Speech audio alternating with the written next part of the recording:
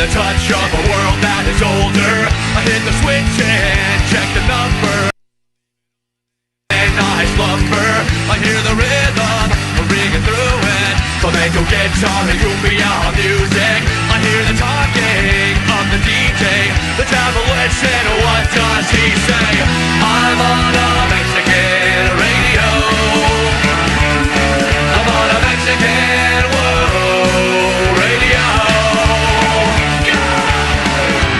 Broadcasting live from high atop the J.P. White Building in downtown Roswell, New Mexico.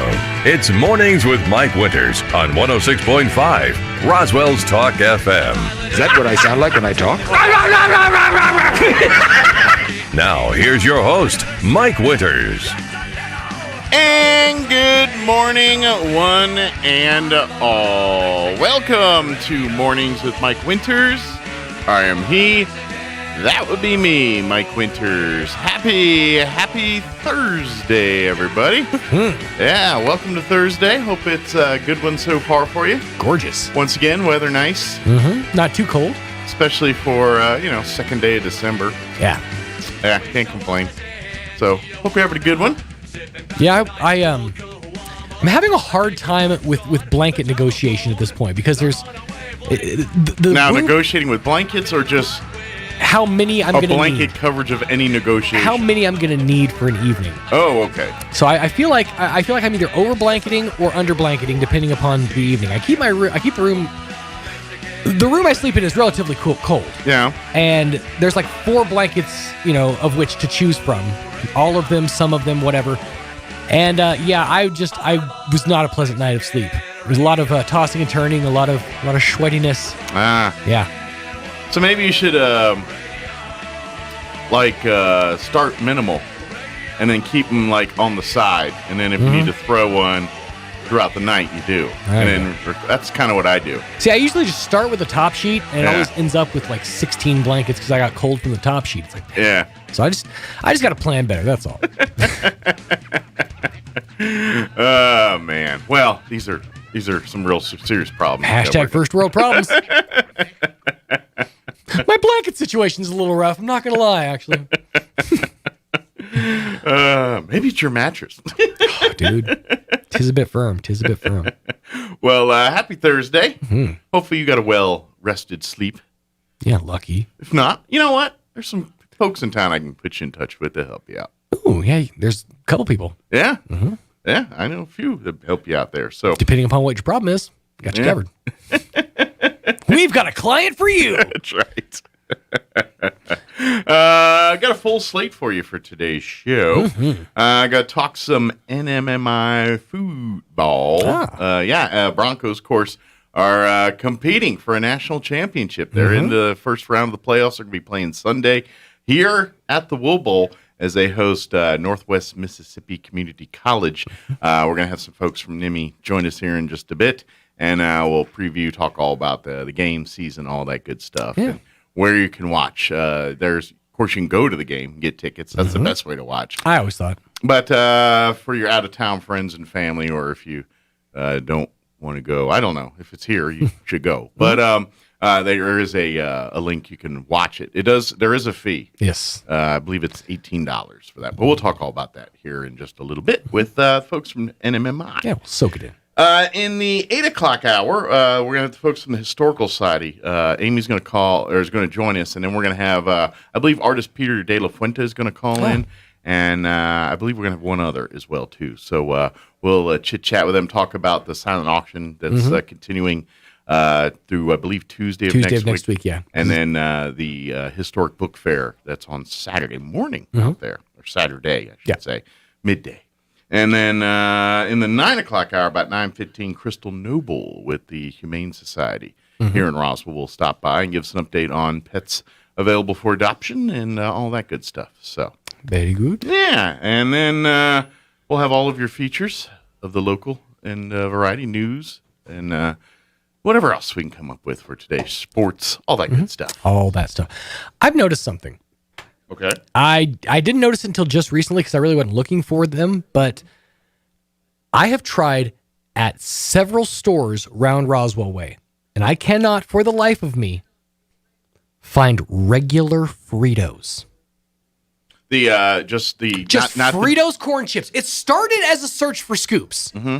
But then I was done. I'm like, okay, I'm not going to find scoops. I've looked everywhere. They don't exist in Roswell right now. For some reason, I don't know if there's like been a run on them or what, but I can't find them anywhere. And then, so I'm like, okay, fine. I'll settle for just little strip Fritos, whatever, just to scratch the itch. Uh-huh. Nowhere. Really? Nowhere. The only thing I could find was and I like them. They're great, but it doesn't scratch the itch. The honey barbecue twists. Oh, yeah, they're delicious. Yeah, they have them in a big bag now. Oh, really? Yeah. Good. Mm-hmm. But they're not good for dipping. Like not great for dipping, and just not good for putting into things. That pure scratch that corn chip itch, Like if you want to make Frito pie, those little curl ones don't do it. No, that's not the same. Yeah. Because you got honey barbecue, chili, cheese. I did not notice that. And you went to like all the major grocery stores, the whole deal? Not necessarily all of them, but every one I've been at that I've checked, I've not had any luck. Interesting. I've been to the bigger box store. I've been to the medium box store. Been to some of the grocery stores in our area. The national chain grocery stores, the local grocery stores. Now, is it like all sizes of Fritos? Yes. Like if you go to like the snack aisle at a convenience store? I haven't gone. I refuse to buy an entire fun pack just for one flavor of chip. Yeah. You know we can't afford But if you go buy like your single serving snacks at the end caps and stuff, have you seen them there? At like convenience stores and stuff? On occasion I have. Yeah. It's usually I don't think of it when I'm in like the Allsups or whatever, but if I'm, at the store, that's what crosses my mind. I'm going to have to check convenience stores now, but it's just been driving me crazy. All right. Well, I'm going to put my investigative team. Please do. And if you find them, let me know. By the way, my investigative team consists of me walking around the store when I'm there next time. Yeah, but, I got one, and I'll put it to work. Mostly because, now I'm like, I kind of want... I'm telling you. And I love a honey barbecue or the chili cheese ones. Yeah. Those are great. Mm-hmm. There's just nothing that scratches the itch quite like that corn oil, salt, just Fritos. I love it. I love it. Well, and those are what I do for when I want other things in Frito, like Frito pie, or my wife makes taco salad and uses the OG Frito. Oh yeah, in there. They're great for anything. I mean, we had tuna salad last night, just dipped Fritos. But yeah, when I just eat like Fritos by themselves, usually it's the chili cheese ones or the honey barbecue, whatever they're called. Those are the two I go to. So I'm kind of curious now. Yeah, let me know if you find them because it's been driving me crazy. Yeah, so. I'm like, wait a second. I have a morning show. I could put people on this. Access to a microphone.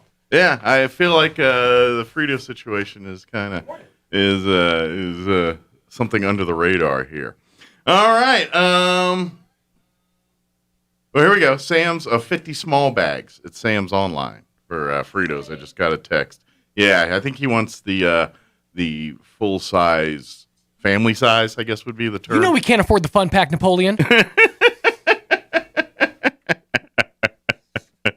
I had to get that text there.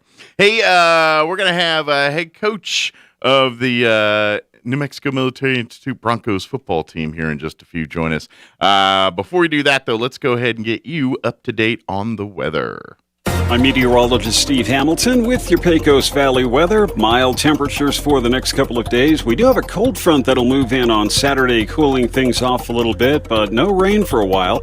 Mid-70s and sunshine today, down to about 40 for the overnight low and clear, and then we're in the mid to upper 70s on Friday with sunshine. Clear Friday night, sunny and cooler Saturday. We're looking at mid-60s and then back up to 70 Sunday. That's your latest forecast. I'm meteorologist Steve Hamilton. Thank you, Steve. Currently 37 degrees here in Roswell. Humidity is at 40. Sorry, I just read a text right in the middle. Sorry, I shouldn't do that. Humidity is at 42% with winds currently out of the northwest at 6 miles per hour. Mostly sunny, high of 75 today. So another beautiful day here in New Mexico, or here in Roswell. Winds will be out of the south 5 to 10 miles per hour. Mostly clear tonight with an overnight low of 40. Southwest winds at around 5 miles per hour. Friday, sunny, 79 for a high. Winds will be out of the west about 10, 15 miles per hour. But yeah, we're going to be pushing 80 tomorrow. So weird, right? Then clear skies Friday night with an overnight low of 38. And then for the weekend, Saturday, a little cooler, sunny, 67 for a high. Winds will be out of the north at around 5 miles per hour. We're back up into the mid-70s on Sunday. Sunny skies, highs right around 74. And then we must get some wind or something Sunday night. Clear skies, overnight low of 34, so we drop down cold, just a little bit above freezing. And then that'll start our Monday a little bit cooler than the weekend, back in the low 60s when you go back to work Monday. That's what they're saying, at least right now. Sunny skies with a high of 61. So there you go. Look at your weather forecast for today. By the way, Sean was complaining about the money. $17, Sean. That's what they said. That's why I giggled. So, I don't know. Let's get the man some Fritos, please. He needs them. All right, it is 7:16. Let's do this. Let's go ahead and take a quick commercial break, and then here on the other side, I'm going to say Coach K, Coach Kurt.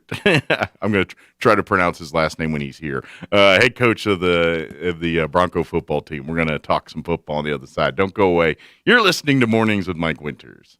Good morning, honey. Hey, I have to pick up the kids from school this afternoon. Can you call... A home invasion can happen anytime, even when you're at home. Protect your home and the ones you love with whole home security from Zenith Security. The security experts at Zenith Security can monitor your whole home 24/7. So they're ready whether you're there or not. Call Zenith Security Services, LLC at 626-3521. That's 626-3521 and get whole home security with Zenith Security Services, LLC. When you think of home health care here in Roswell, what's the first thing that pops into your head? That's right, Frontier Medical. We've been doing it better than anyone else for over 20 years. From in-home nursing to physical therapy and so much more. Doctors and hospitals from Albuquerque to Lubbock and everywhere in between have been trusting their patients to us here at Frontier Medical. So when it's time to make a choice, remember Frontier Medical. 575-627-1112. Frontier Medical. Name to remember.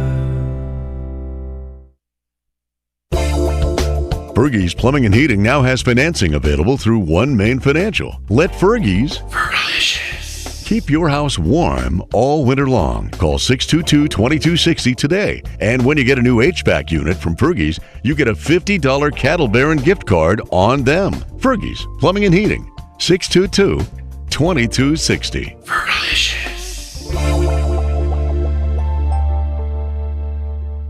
Oasis Computers has been Roswell's trusted source for home and small business computers for over 30 years, and they continue to be your best resource for computer repairs, operating system upgrades, web root managed, antivirus, special orders, and more. Oasis Computers is now open from 8 to 1, Monday through Friday to better serve you. Service calls by appointments and after-hour appointments are available too. Stop by Oasis Computers at 1703 North Garden or call or text 575-625-9141 for even faster service.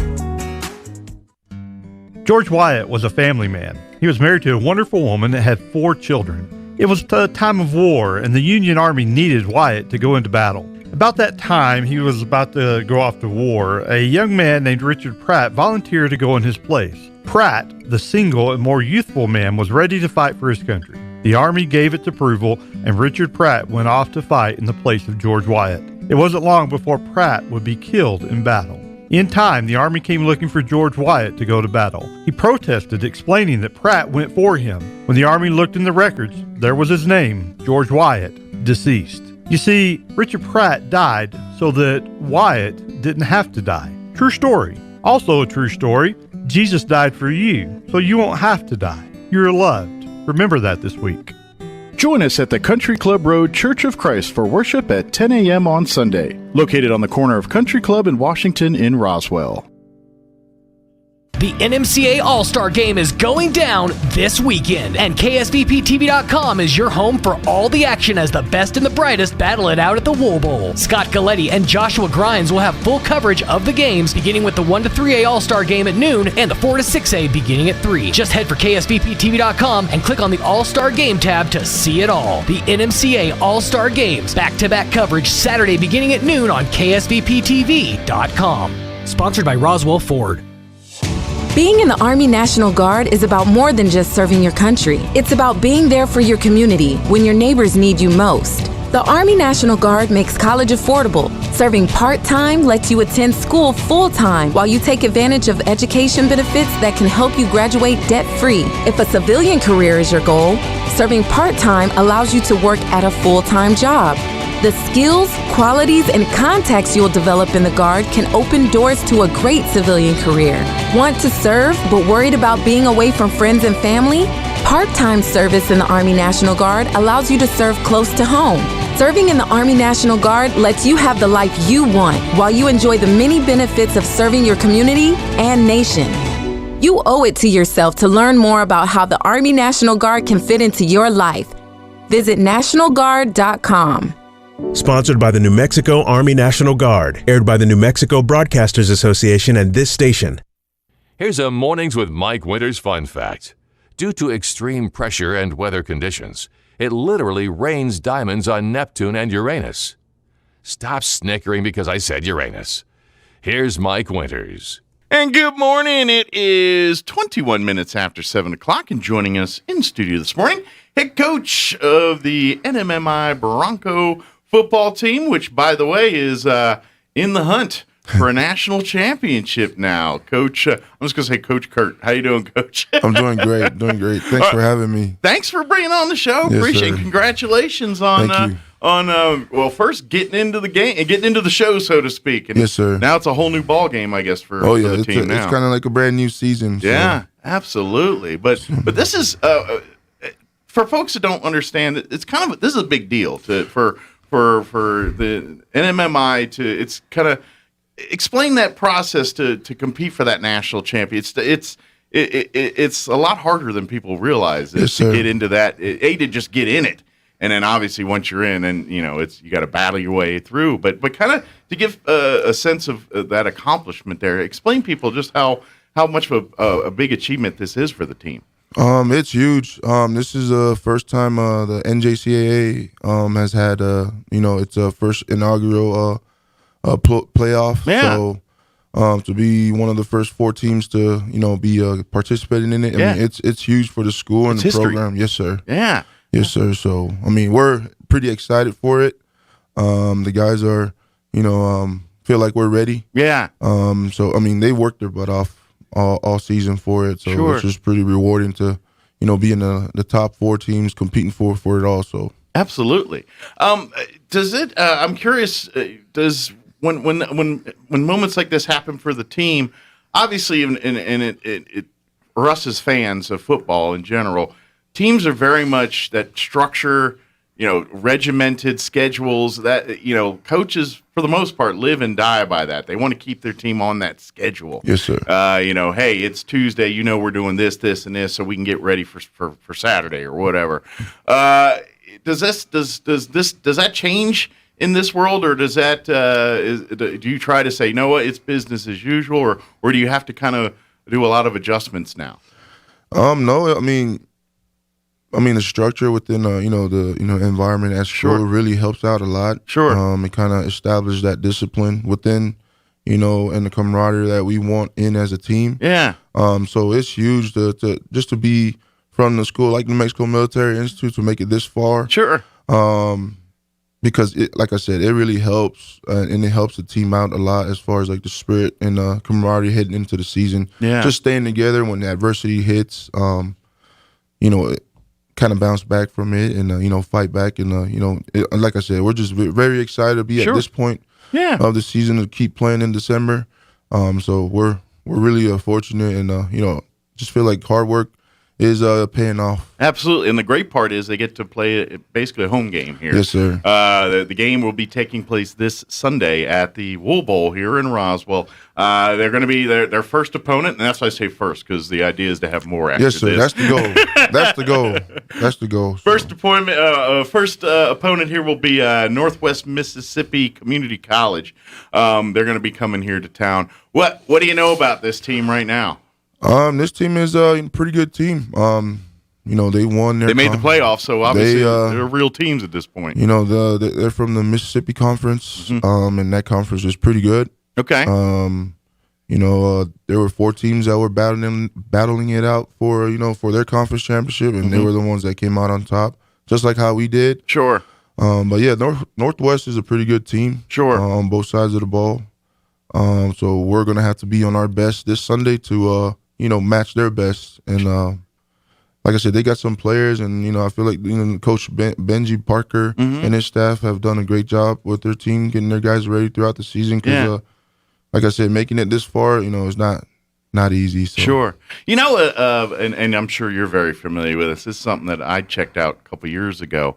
If folks want to get a kind of a glimpse at JUCO football and things like that, Netflix a couple years ago, that Last Chance U, where they covered a couple, basically like the college you're playing here. I think the first season yes, sir. is one of the colleges down in that area there, Mississippi area. Yes, sir. And so it kind of, that really focuses on players that were more like kind of messed up chances where they were had tickets to Division I schools. They did something and now they're playing in JUCO to try to get back to that status. But if you kind of take that side of the show out of it and just kind of look at the lifestyle of the JUCO players, the schedule, the grind, how it's done, you get a real good glimpse, I think, of what JUCO football is really like. And I think once you see that, you understand how kind of a big deal these playoffs are going to be now. This kind of, because these are kids, that they're this is.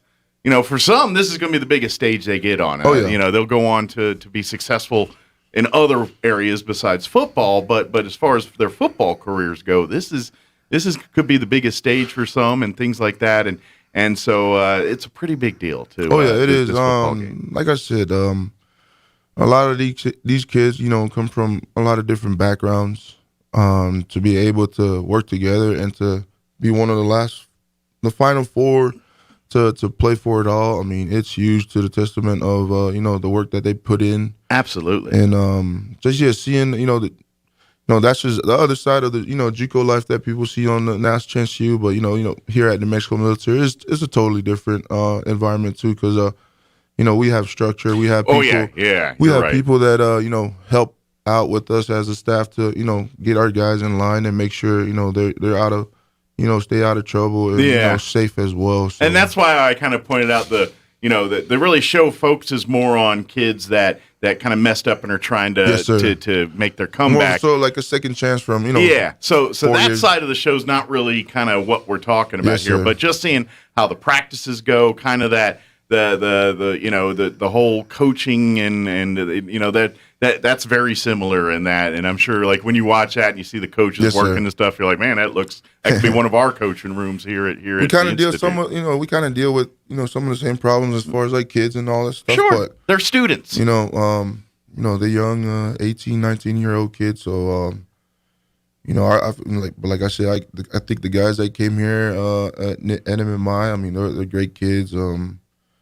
They're here for a reason, and they're trying to get out and make it back to those 4-year schools, or kids that come straight out of high school. Yeah. They're trying to get that second chance because they were probably either overlooked or didn't get as much attention in recruiting. Sure. Coming out of high school. So. Let me ask you this question, and this is getting a little philosophical, but it kind of falls in that vein.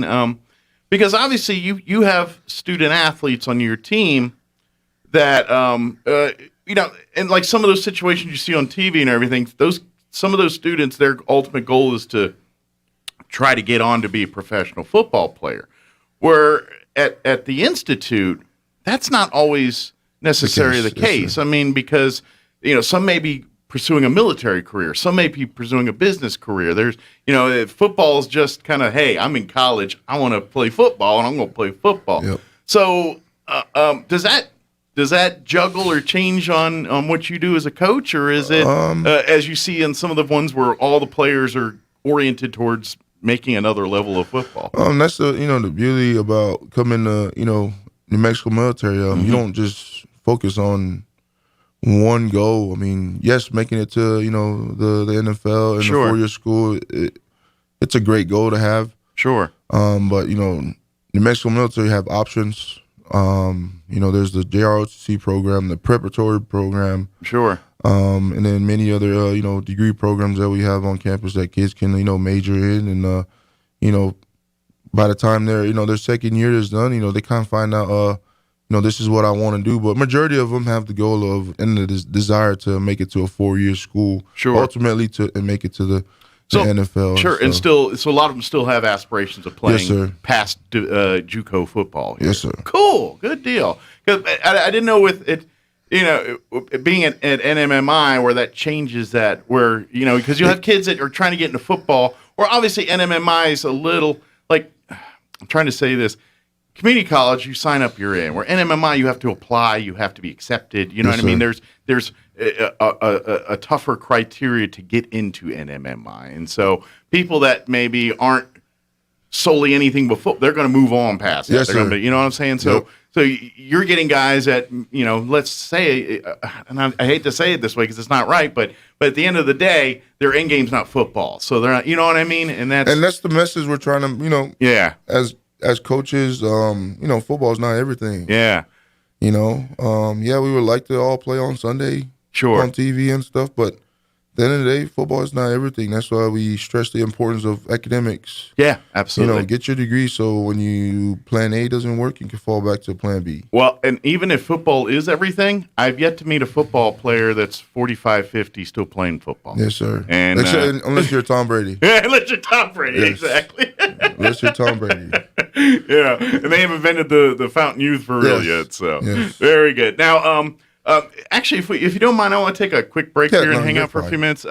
Real quick, I'm doing my boss a favor right there because everyone he yells at me for going really long on interviews. No, so I want to help him out here. But I do want to mention real quick, folks, you can get tickets for Sunday's game. Sir. You can only get them online. It's because of the world of COVID and all the craziness that's going on. They don't like when you walk up with money and want to say, I want to go in. They look at you like you're weird. So don't do that. We encourage to go check out our website or the njcaa.org website where all those links. If you can't make it out to the stadium this Sunday, we encourage to there's a live stream that you could pay for. Yes, I believe it's $18. Yes, and sir. you click on it and you can watch the game. Yes, sir. But if you're here in town, get on out to the Wool Bowl Sunday. Trust me, the players will appreciate it much more when those stands are full of fans cheering on the Broncos for the win on Sunday here. Yep. So, and it's cheaper. It's only $10 to watch it live. So you're actually going to save money by coming and enjoying a better experience at the Wool Bowl. Yeah, so it's kind of so ticket prices if you buy it early prior to Sunday is $15 actually, and then it's 15, 18 right. if you buy it the day of. Get at the gate. So save $3. Go buy it today, tomorrow, and then you're good to go. Yes, sir. You'll find a link if you go to our 106.5 Roswell Talk FM Facebook page, the NMMI Athletics Facebook page. They both have a link to the place where you can purchase tickets. Yes, sir.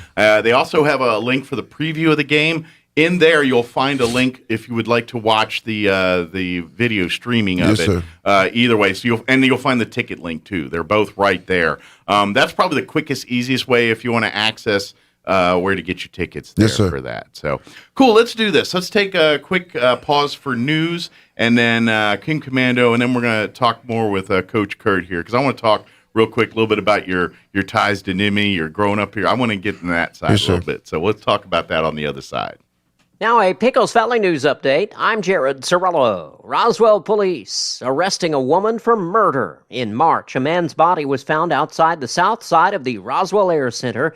34-year-old Monique Cruz Terrazas is now charged with the death of 31-year-old Robert Francis Sorbo, Jr. Investigators say they believe the shooting was sparked by Terrazas' jealousy regarding Sorbo's interactions with Terrazas' ex-girlfriend.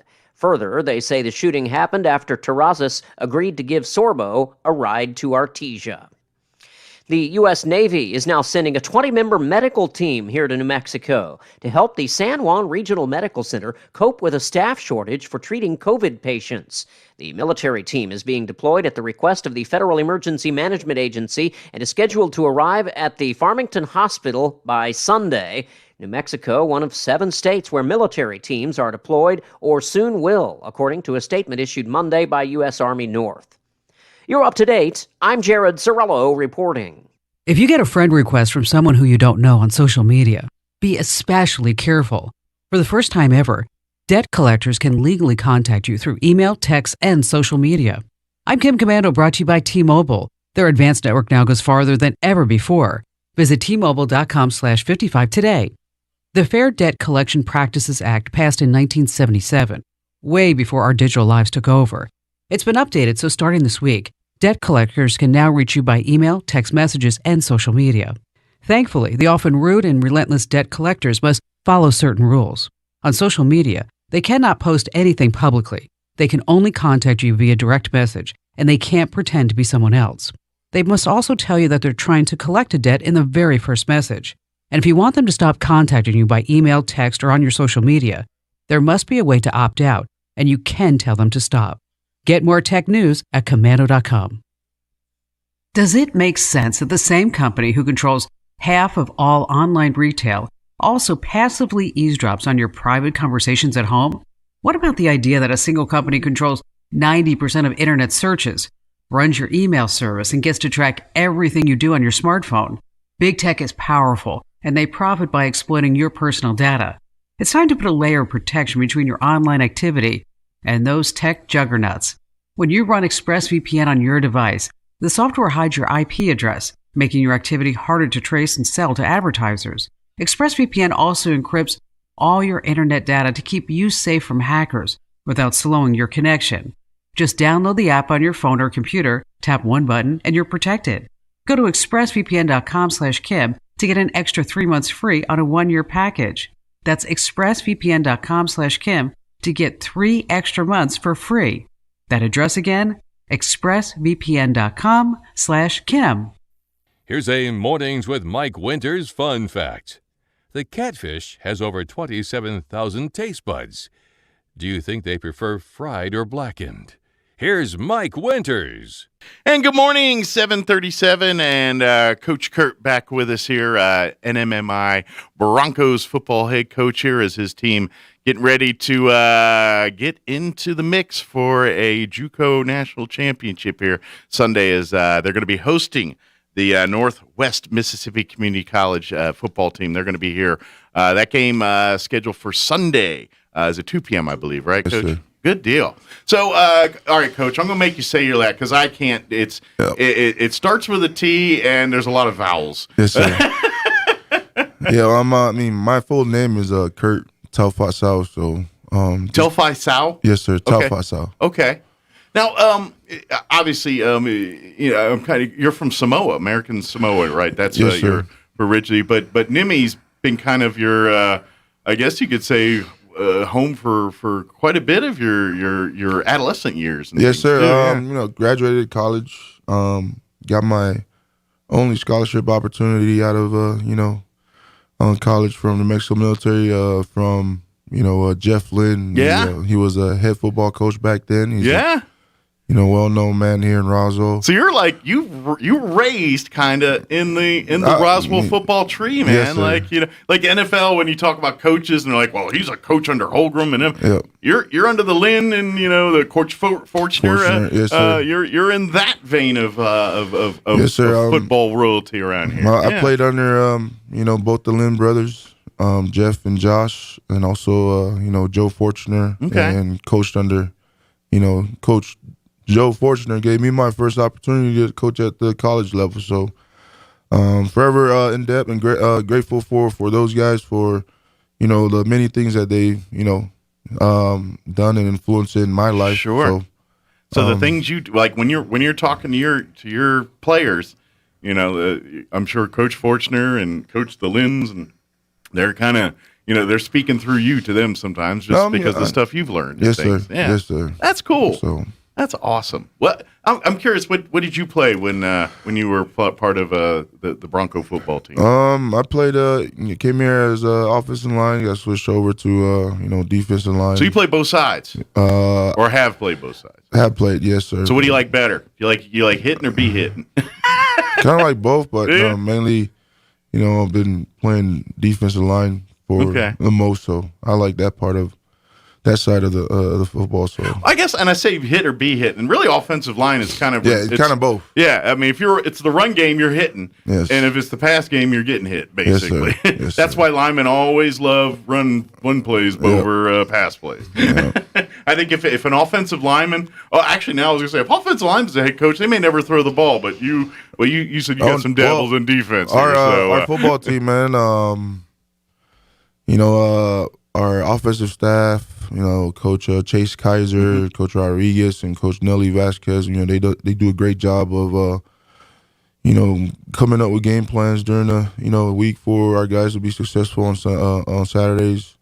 And we kind of more of a run heavy team, so which is I like it more than sure. Well, and I've got a chance to see some of your games out at the Wool Bowl this year, which this is great too to see the team. Playing more games out at the Wool Bowl here. We're seeing that this season. Hopefully folks got a chance to go to some games and will here in the future. But yeah, this football team, and it needs to do what it needs to do. Kind of, not to draw a comparison here, but kind of some of your Jeff Lynn coach schools, they'll run, but they can, they have to be a little bit, jack of all trades, where if they need to air it out and do a 2-minute drill, we can do that comfortably. But if we want to slow out the clock and ground and pound it, we can do that too. And we try to be be good at all phases of the game, so that way we're not one dimensional. Sure. But like I said, our offensive staff have done a great job of putting our guys in the right places and to be successful on game day. So. And I would imagine too, getting into X's and O's a little bit when as a head coach here. Talking about when to ground and pound and when to air it out, your defense comes into play on that too, because your offense, you want to dictate your offense to help your defense, and because you want one to protect the other and vice versa. So if your defense is struggling right now, maybe we need to slow it down on offense, let them rest, get them more time to regroup here. Whereas the defense, no, they're 3-and-outing them and everything else. Let's let them get out there and see if they can make some turnovers and stuff and speed this thing up a little bit. Yes, That flow, ebb, and everything is all. I'm sure as a coach you weigh that based on kind of how the flow is going to the game. It's just how do we need to turn it up here? Do we need to ratchet it down here? And that's football coaching pretty much, isn't it? Yes, I mean we if something's working, we're gonna want to stick to it. Sure. If the run game is there, I mean we want to. Pound it down to, make the defense, stop the run game. And on the defensive side of the ball, we just try to swarm, get on the football, get to the quarterback, make him uncomfortable, and create some turnovers, because I think that'll, give us the advantages on the Saturdays, and which it has, the past 3-4 games, we were plus 10 on the turnover margin, and we've been able to come out victorious on those games. So awesome. So real quick, we'll kind of wrap it up here. Obviously, probably haven't seen this team much on the field in person here, but scouting Northwest Mississippi here, what do you expect to see when you face them here on Sunday? We expect to see the spitting image of our offense. Okay, and even on defense too. Both sides very similar as the Bronco football team, huh? Play the same style, same kind of mentality. They're a run heavy team, just like how we are, which is kind of nice because we see it in practice and know how to defend against it. And they do a lot of formation stuff where we have to be prepared and on our A game on the defensive side of the ball. Okay. And, like I said, it's a spitting image of us. So we have to be ready, and we have to be on top of our A game on both sides, not only on both sides, but all three phases of the game, special teams as well. Okay. Because I think that'll be the edge on this Sunday is who's going to win the field position game. Gotcha. And also who's going to capitalize when people make mistakes. Sure. I mean, yeah, you can, and I was especially even more so with two teams that basically play the same style of football. Because they know each other's tricks. If they're like, hey, if we play the same style, it's kind of hard to pull one over on somebody here. So generally speaking, those kind of games go to, well, who executes their game plan better, who makes the less mistakes, and who takes advantage of when those weird momentum flip opportunities happen in a ball game, because they're going to happen.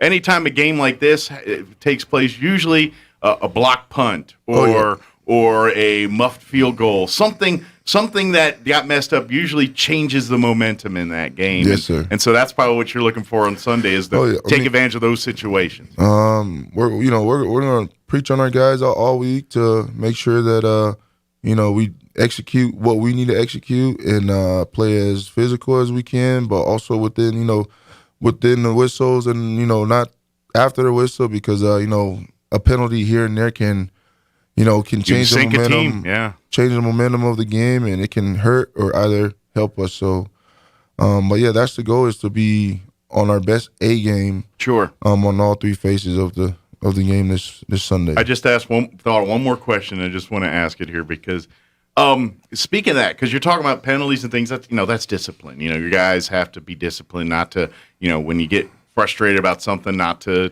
know when to hold them, know when to fold them, so to yes, think. Sir.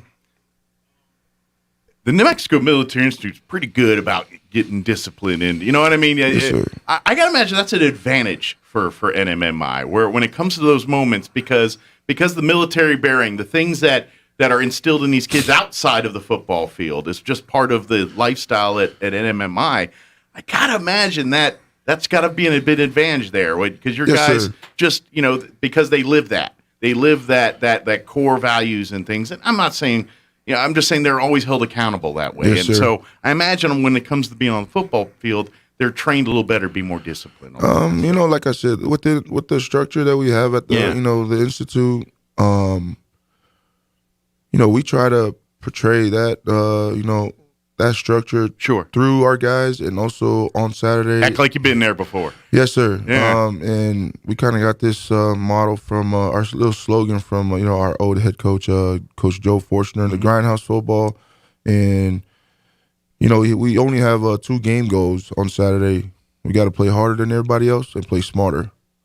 And the rest will take care of itself. Yes, sir. Mm-hmm. If we totally believe that if we do those 2 things, the result of the game will take care of itself. Mm-hmm. And that's a pretty good life lesson too. And we try to instill that into our guys in fall camp throughout the season, because we weren't good at it at first, but we got better and better as the season progressed. It's a learned skill, like anything. Yes, else. sir. And I feel like having that loss to Cisco Community College kind of really helped wake our guys up, because that kind of helped give a little boost in and have a sense of urgency to our guys that hey, anybody can beat us and we can beat anybody. So that's right. It's easy.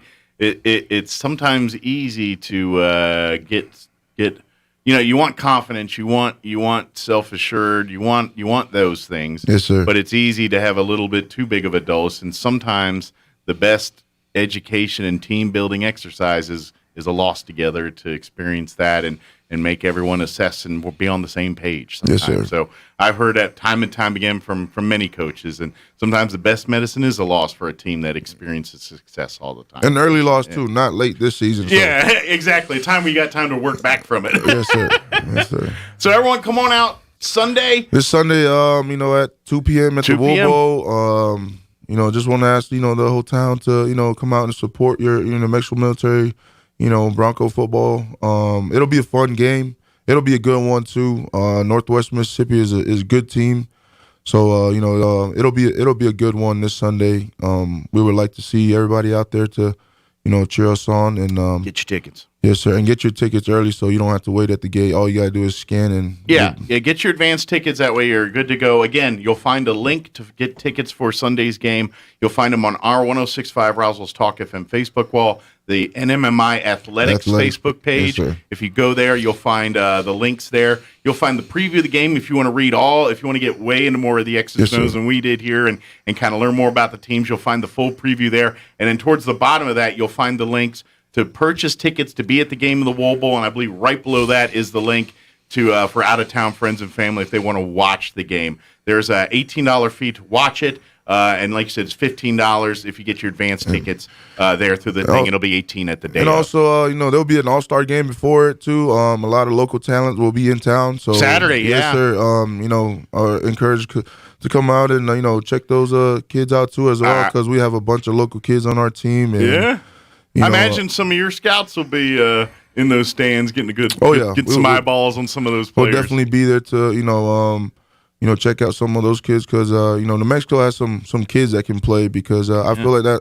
that's a huge part to our success this year is having that backbone of local kids that contribute and help us out and try to make the kids that are coming from out of state understand what it means to be overlooked and also play for within the in-state school, and all that stuff. So seeing all the cool what's waiting for them with the hard work and everything, that's cool. And I imagine, who knows, there might be a future Bronco or two in those. There'll be a bunch. Games. Definitely be a bunch there. So we'll be out there, but hope to see everybody on Sunday at 2 p.m. at the Wool Bowl. So. Awesome. Coach, thank you very much. Thank you for having me. Good luck this weekend, and hope we're talking about more games after Sunday. That's the goal. Who knows? Yes, sir. Maybe we'll be bringing a big national championship trophy to New Roswell. That'd be pretty sweet. We got to take care of Northwest first. So. I know. You guys got one game at a time. We as fans, we can. Yes, sir. We can look past, but you can't. So thank you, Coach. Appreciate it. Thank you for having me. And we'll talk to you again soon. All right. Sounds good. All right. 7:51. Let's pause for weather, your Travis County sports, and a quick break. Don't go away. I'm meteorologist Steve Hamilton with your Pecos Valley weather. Mild temperatures for the next couple of days. We do have a cold front that'll move in on Saturday, cooling things off a little bit, but no rain for a while. Mid-70s and sunshine today, down to about 40 for the overnight low and clear, and then we're in the mid to upper 70s on Friday with sunshine. Clear Friday night, sunny and cooler Saturday. We're looking at mid-60s and then back up to 70 Sunday. That's your latest forecast. I'm meteorologist Steve Hamilton. It's time for the Travis County Sports Report. Told you about the big school all-star football game coming up this Saturday at the Wool Bowl in Roswell. Well, the small schools are going to have their all-star game too. We got a lot of selectees from the local schools. Congratulations, for instance, to 4 Dexter players, Emmanuel Cardenas and Eric Brock. They'll be playing for the Red Squad. Juan Fuentes and Raul Segala, they'll be lining up for the Green Squad. Yeah, they're going to play each other. From Hagerman, you've got 3 selectees, Dorian Galvan, Jonah Bejarano, and the kicker, Sebastian Morales. From NMMI, got a couple guys that are picked. They're going to be playing on the same side, Daryl Oching and Diego Hernandez. And this is interesting, and Gateway Christian's got a player, Jeremiah Dickman, on the offensive line. He's been playing 6-man football. He gets to line up with an 11-man side this time. The Sports Report brought to you by DSI. Call DSI for all your office technology needs. I'm Eric Butler at Roswell's Talk FM 106.5. With the SRN News Business Brief, I'm Bill Alexander. Fed Chair Jerome Powell said Wednesday that the Federal Reserve can't be sure that price increases will slow in the second half of next year, as many economists expect. He told the House Financial Services Committee that most economists regard the current price spikes, which have sent consumer inflation to a 3-decade high, as largely a response to the pandemic's persistent disruptions to supply and demand. General Motors is forming a new joint venture with a South Korean chemical company to build a North American battery materials plant. The Detroit automaker said Wednesday that details of the venture are still being worked out, including investment amounts and the plant location. According to GM, the plant will employ hundreds of people. On Wall Street, the Dow down 461 points. The Nasdaq fell 283, and the S&P 500 down 54 points. With the SRN News Business Brief, I'm Bill Alexander in Washington. Looking for holiday fun for your family? Come ride the Roswell Christmas Railway, opening November 26th at the Spring River Zoo for its 6th season of spreading holiday joy. See Santa, explore the Light Maze, play in Elf Town, and more. New for 2021, the Plateau Ice Skating Rink, Blocktown Christmas Lego Display, and Christmas Karaoke. Get dates, tickets, and more info at RoswellChristmasRailway.com. The Roswell Christmas Railway, November 26th through Christmas at the Spring River Zoo. Sponsored by XL Energy, Wilkerson Plumbing, Heating, and Air Conditioning, the Roswell Chamber of Commerce, Plateau, and Bank of the Southwest. You may have heard of SmartHub. SmartHub is Central Valley Electric's online tool for members to manage their electric account. With SmartHub, not only can you securely pay your bill online, you can view your detailed electric use 24 hours a day. You can report an outage while staying up to date with the latest co-op news, compare past and current electric use. Sign up for paperless billing or reoccurring payment so that your payment is never late. The best thing is you can access SmartHub from your computer, tablet, or smartphone, so it goes everywhere you go. Visit cvecoop.org to get started or give us a call.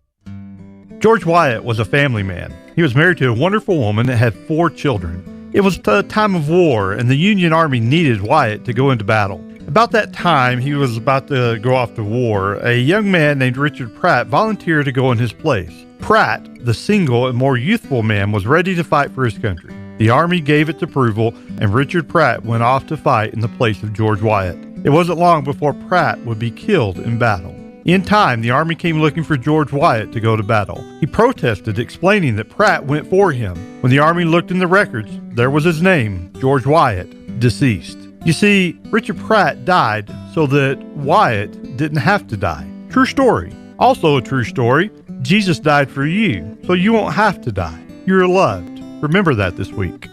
Join us at the Country Club Road Church of Christ for worship at 10 a.m. on Sunday, located on the corner of Country Club and Washington in Roswell. The NMCA All-Star Game is going down this weekend, and KSVPTV.com is your home for all the action as the best and the brightest battle it out at the Wool Bowl. Scott Galletti and Joshua Grimes will have full coverage of the games, beginning with the 1 to 3A All-Star Game at noon and the 4 to 6A beginning at 3. Just head for KSVPTV.com and click on the All-Star Game tab to see it all. The NMCA All-Star Games, back-to-back coverage Saturday beginning at noon on KSVPTV.com. Sponsored by Roswell Nissan. Here's a Mornings with Mike Winters fun fact. Men are 6 times more likely to be struck by lightning than women. That's because men are 6 times more likely to wear a tinfoil hat in a thunderstorm. Here's Mike Winters. And good morning. It is 7:56. Stay tuned next hour. We're going to have Amy McVeigh-Tejas with the Historical Society for Southeast New Mexico join us. I know we're going to have artist Peter De La Fuente join us on the phone at some point during the interview, and I believe we'll have someone else join us as well too. I don't remember off the top of my head here, but definitely want to check that out. If you go to roswellnmhistory.org, there's a link right now for their silent auction that's going on now through, I believe, next Tuesday, and there's some really cool stuff on there, including we had an interview earlier this week with one of the artists, Greg Birch. He's donated a couple of his pieces. They're really beautiful pieces. The McSween House. They're historical buildings that do not exist anymore, and I believe one of them is the only anything of one of the houses there. It's really cool. But anyway, there's that, and then of course Peter De La Fuente. We've had him on the show several times, and we've talked about his artwork and things, and he's donated some of his pieces. And talk a little bit about that. So we'll talk with him and Amy next hour. Don't forget also the Historic Book Fair is happening on Saturday from 10 to 2 out there as well. So big thank you to Coach Kurt for joining us this morning. I invite you to check out that interview if you missed it. We did break it up into 2. That was because of my boss. My boss, just to peel back the curtain for real quick. Radio interviews aren't supposed to be 20, 30, 40. What I do is kind of goes against the grain in the radio industry because radio people like to think, we got to do the weather on the 8s, we got to do it around the 7s, and they have that. And yeah, there was a time where that was very much radio. But now everyone owns smartphones. The weather's right there. The time is right there. I still give the time and weather. I've never been one that, got to do it on the 7s. It's 8:07 time for the weather. That's not how I roll. And when I get interviews, I talk to people and I get a forum where I get to sit and peel back the curtain and talk and not have a 5-minute, thanks for coming. Tell me about your thing. All right. Good luck to you. Bye-bye now. That we get on TV interviews or many other most interview style format shows. That's not how I roll. So Gene gives me a hard time when I have 20, 30-minute interviews. So he was asking me because he wanted to run this Coach Kurt interview in his show. He's like, can you break it up into maybe like 2 15-minute segments or something? He goes, I know that's a lot to ask. So I broke it up for him. But you can go back and check it out at your leisure, ksvptv.com. All right, it is closing in on 8 o'clock. Time for some town hall news. We'll be back on the other side. Got another action-packed hour of Mornings with Mike Winters coming up. Don't go away. We'll be back. The great one, Mark Levin, is now in Roswell on 106.5 KEND Roswell. News this hour from townhall.com. I'm Rich Thomason. With one infection confirmed in California, public health officials anticipate more cases of the coronavirus Omicron variant to surface in the U.S. The individual infected in California had traveled to a number of countries in southern Africa before returning to the States. Later today, President Biden talks about his administration's strategy for stepping up the fight against COVID-19. An uptick in the number of Americans applying for unemployment last week, 222,000 applications filed, 28,000 more than the week before.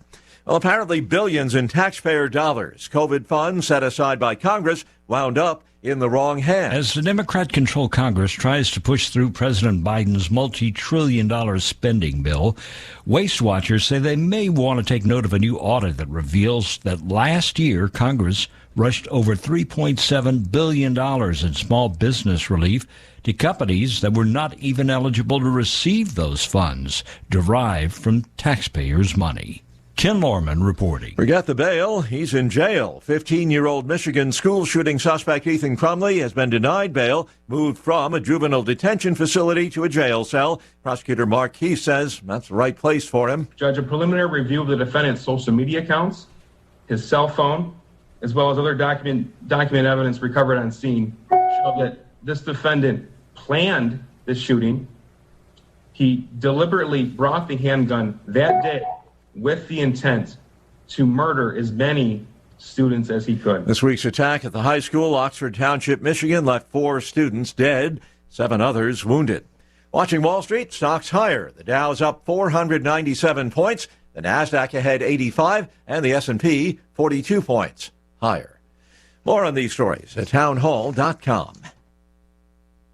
Your pets have the same energy they used to? Do they have problems with itching, scratching, a dull coat, or goopy ears? Then your pets need Dinovite. DINOVITE.com. For over 20 years, pet owners have trusted Dinovite to supplement their pet's diet. We started Dinovite, and in our first stock, we noticed a difference. Dinovite is an all-natural daily supplement made from whole foods that help support your pet's immune system, digestion, skin, and coat. Within 3 weeks, he's not scratching and itching, and he's an all-around happier dog. Today's commercial pet foods are processed at high temperatures, which bakes out all the essential goodness. These processed foods can lack the essential vitamins, enzymes, and probiotics that contribute to overall good health. Adding a scoop of Dinovite to your pet's food bowl is the answer. If you love your pets as much as I do, you'll want to do what's best for them to live long, healthy, happy lives. I have 2 cats and 2 dogs. All 4 of them are on the Dinovite. You won't believe how happy your dog will be.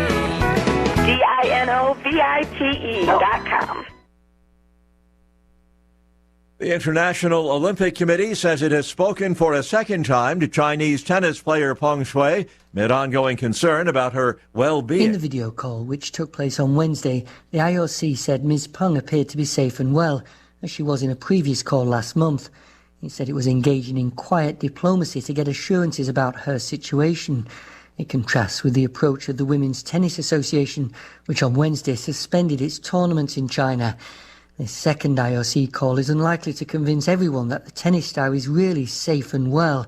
Even the IOC repeated that she was in a difficult situation. She's accused a former senior Chinese leader of forcing her into a sexual relationship. The BBC's Michael Bristow. Austria's former Chancellor Sebastian Kurz says he's quitting politics 2 months after stepping down as leader amid corruption allegations. News and analysis at townhall.com. A safety heads up from the National Transportation Safety Board to operators of subways and commuter rail lines. The alert focuses on a wheel set problem that led to a derailment in Washington in October. They say the defect can easily be missed without careful inspection. The NTSB urging transit agencies to comply with a recent federal directive to conduct detailed inspections for misaligned wheels. The bulk of Washington's metro fleet has been suspended since mid-October when a train car slipped off the tracks. Jason Walker reporting. Defense Secretary Austin, on a visit to South Korea, is warning that China's pursuit of hypersonic weapons is inflaming tensions all across the region. China isn't alone in pursuing those high-tech weapons. Russia also developing hypersonic weapons as well. More on these stories at townhall.com.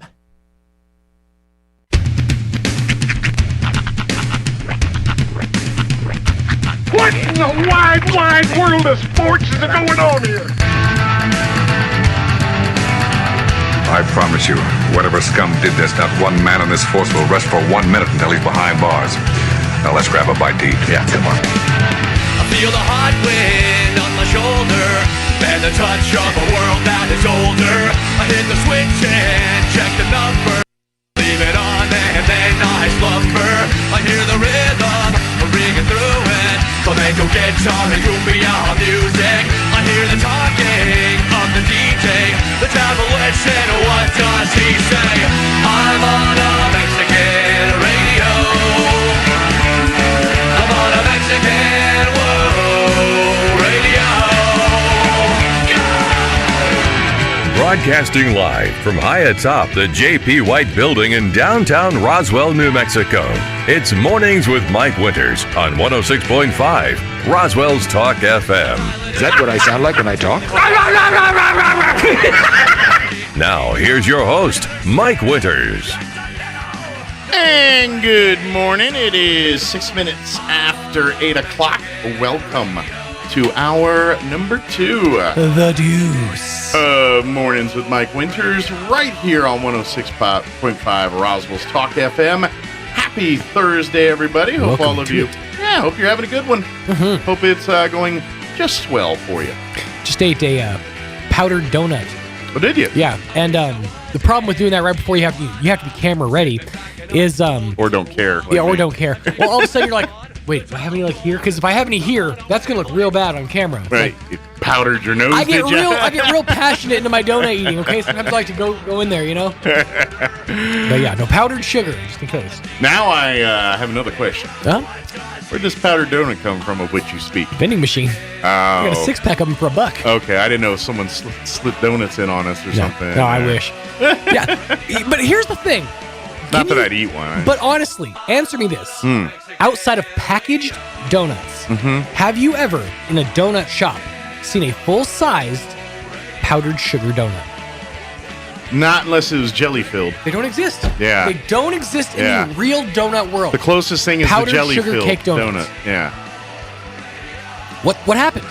Maybe how come we can make that happen with vending machine donuts, but not with maybe the donuts? vending machine guys have the patent on it or something. Maybe the Hostess guys or whoever makes those. Tom Hostess just sitting in his bedroom, just powdered sugar and donuts, like only mine. It's all mine. First you get the sugar, then you get the power, then you get the women. Maybe I don't know. Maybe there's coated. Maybe there's a whole powdered donut Kabbalah out there that locks it down. I don't know. You ever worked with powdered sugar? Not like, professionally, but yeah. It's basically the glitter of the edible world. Well, you can't get rid of that stuff. It's super sticky. It's minute, microscopic, and so it gets into all the cracks and crevices and gets everything all sticky and talc-like, gooey, and it's tasty. Oh, it's delicious. I love it. It's just way tastier than glitter. It's tacky. Yeah, well, edible glitter. Although edible glitter is only fun for one reason. Yeah. Makes your dookie twinkle. I mean, somebody had to say it. This is the Deuce, after all. This is the hour one would expect it. I guess. Yes, this is true.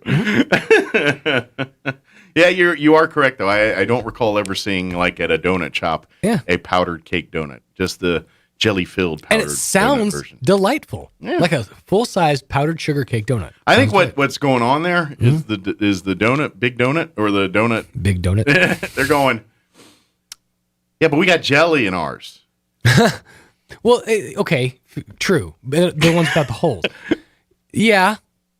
I guess maybe you have to wait for those to cool extra long because the powdered sugar will gooify if you put it on at any temperature higher than like 70 degrees. So you have to let those probably refrigerate. Okay. I'd imagine. So maybe it's make your donuts the night before, full-size cake donuts. And then I'm just saying, yeah, the jelly is nice. Sometimes a peanut butter sandwich is nice. You don't always have to have the extra thing. I think they're just going, yeah, but we got jelly. Yeah, but we got jelly in ours. I think that's what they're saying. They don't have jelly. but ours has what plants crave. Electrolytes. I think it's exactly what's going on. That's pretty much it, yeah. we got jelly. What, from the toilet? You don't want jelly? But we got jelly. Well, we got jelly.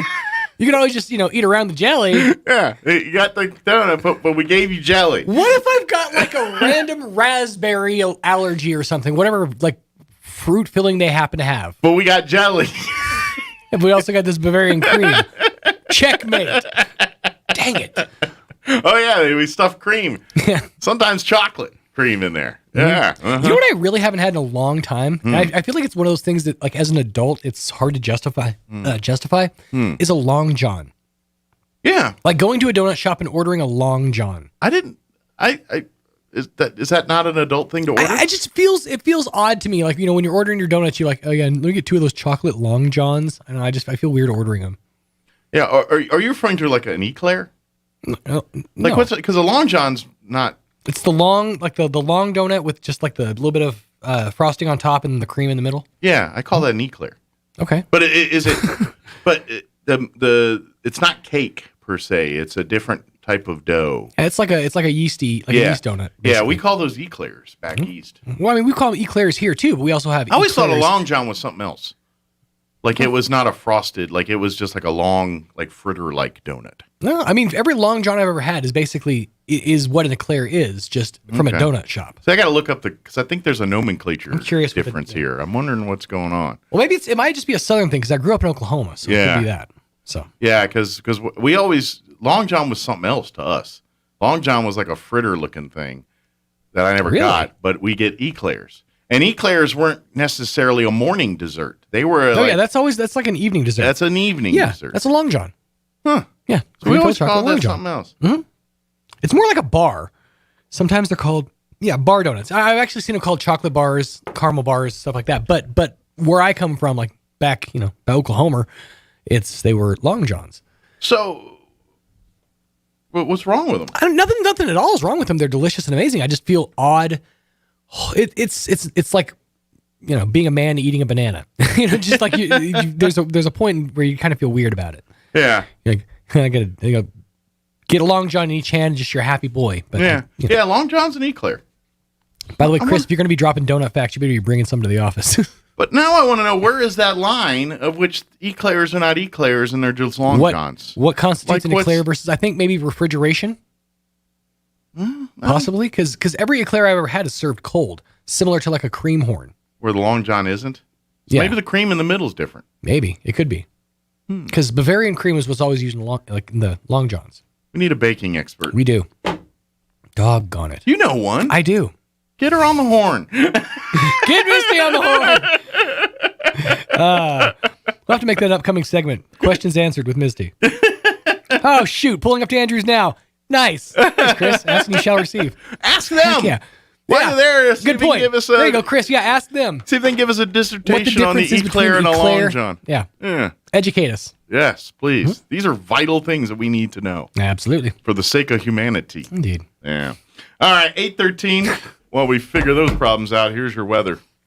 I'm meteorologist Steve Hamilton with your Pecos Valley weather. Mild temperatures for the next couple of days. We do have a cold front that'll move in on Saturday, cooling things off a little bit, but no rain for a while. Mid-70s and sunshine today, down to about 40 for the overnight low and clear, and then we're in the mid to upper 70s on Friday with sunshine. Clear Friday night, sunny and cooler Saturday. We're looking at mid-60s and then back up to 70 Sunday. That's your latest forecast. I'm meteorologist Steve Hamilton.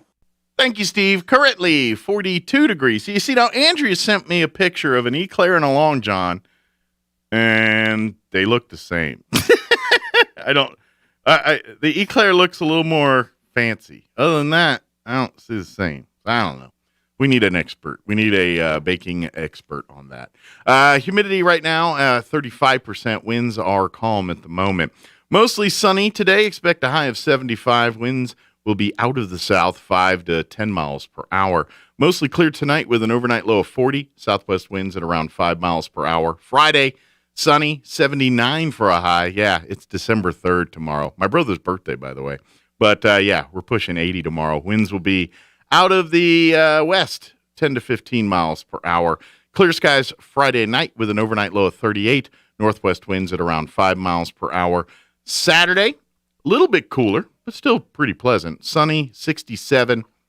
Winds will be out of the north at around 5 miles per hour. Clear skies Saturday night, overnight low of 37.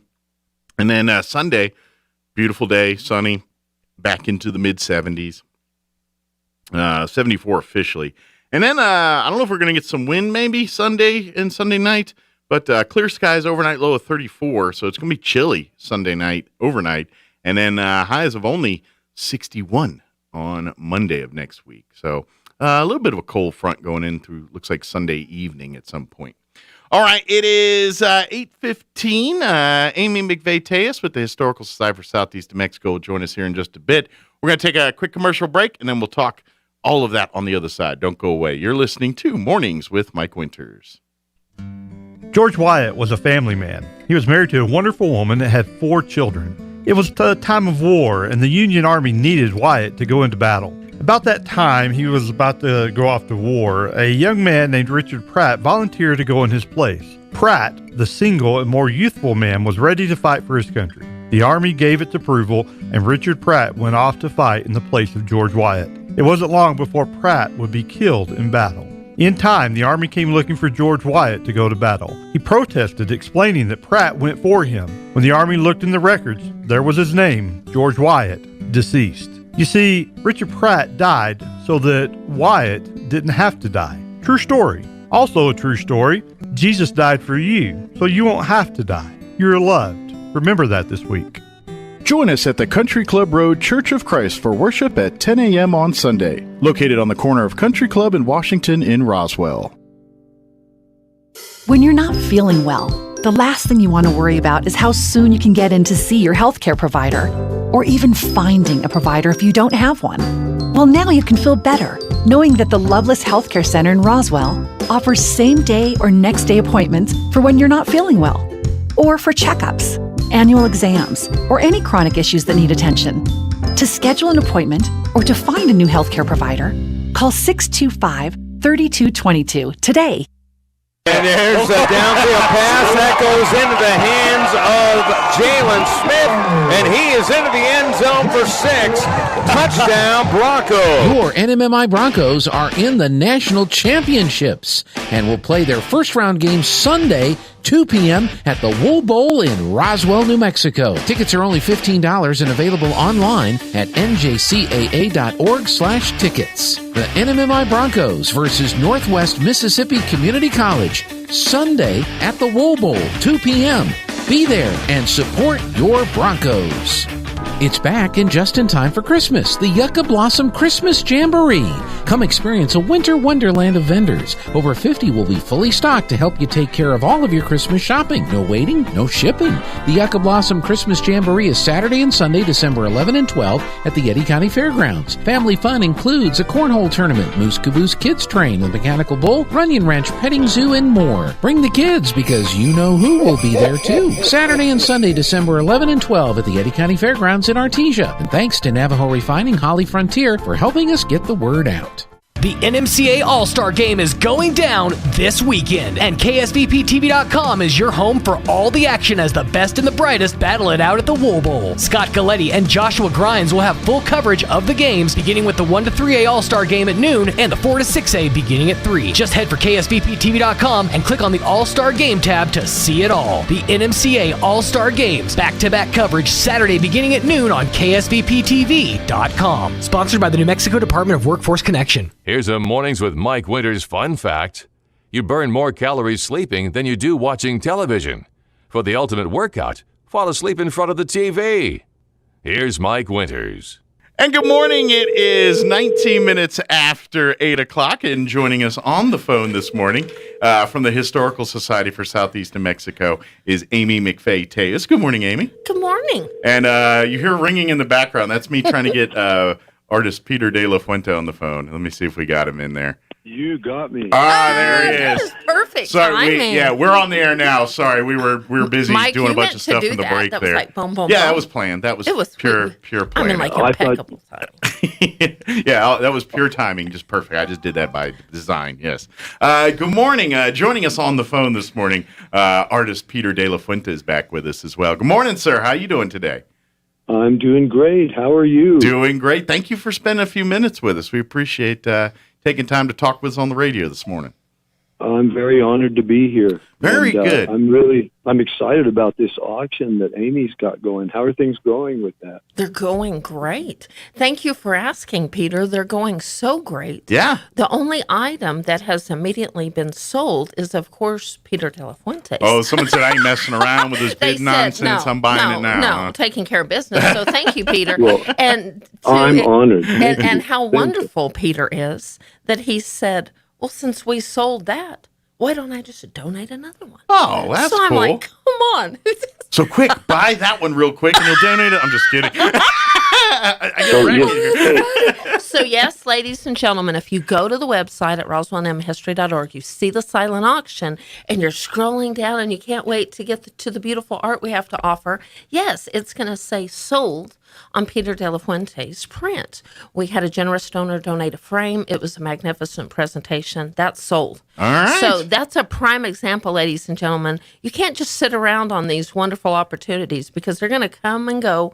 And I'm not being rude, but I don't know that everybody has the supplies to just keep doing what Peter did. Exactly. So Yeah. you have to strike it while it's hot. So if it has not been uploaded, Peter generously donated another print. That's amazing. And that way they can frame it and customize it to their home or office. So if it is not uploaded, it soon will be. So yes, ladies and gentlemen, we have another print. Well, and I'm just thrilled that Peter De La Fuente is part of our family. Well, thank you for donating again. I appreciate that. That's and awesome. again and again. He always We've got to keep that beautiful little museum going, and we've got to take care of Amy. It's an important part of the community, and it's a small little addition that I can give to the the continued future of that. But I intend to continue supporting your museum. I think you're a wonderful organization and a great, wonderful group of people. So, Mike, one thing I do know that Peter is not able to do, Peter has a hard time up in his area getting everything live. So, Peter, what you're not aware of is when we're talking to you, they do have, for those watching Yes, we live, have a video component. Yeah. they're able to see your beautiful piece of art. So you have to tell us about it because, in my personal opinion, it's the most magnificent color. It's beautiful. I didn't really get to because Amy just kind of texted it to me here, so I Yes. saw like it in its little tiny thing where I just forwarded it. Said, "Hey, we got to get this up." So this is actually the first time I'm getting like a good look. There you go on the screen here because I That's just had a thumbnail on my awesome. phone here real quick to see it. The piece that you just donated. Tell us a little bit behind the story behind this one. Well, this painting, the original is in egg tempera. Okay. And it's called Vista del Peñasco, look at the that view from the cliff. And it's of course our favorite mountain. The original is 24 inches by 40. It's bigger than the print, which is a translation. It's not a direct. And you've got to accept that as a painter, that your prints are not going to be exactly like the original. You're going from a medium on panel to something on paper. But these are super high quality prints. These are giclées they're printed with mineral pigments that don't fade. They're not, most prints through the years, my grandfather, Peter Hurd's wonderful Eve of St. John or the Red Pickup, a lot of these prints that people have in their houses of Peter Hurd's, they tended to fade because they used fugitive dye-based inks. Okay. Well, they figured out a way to get pigmented inks, which is the same thing I would use. I work in egg tempera, which is an Italian Renaissance medium. Yeah, we've had a great conversation about some of those. We talked about that. Yeah. Well, these mineral pigments, they're iron oxide. I mean, for example, that's rust. You leave it out in the sun all year, it's not going to fade. These are cadmiums, ground earth. They're permanent minerals.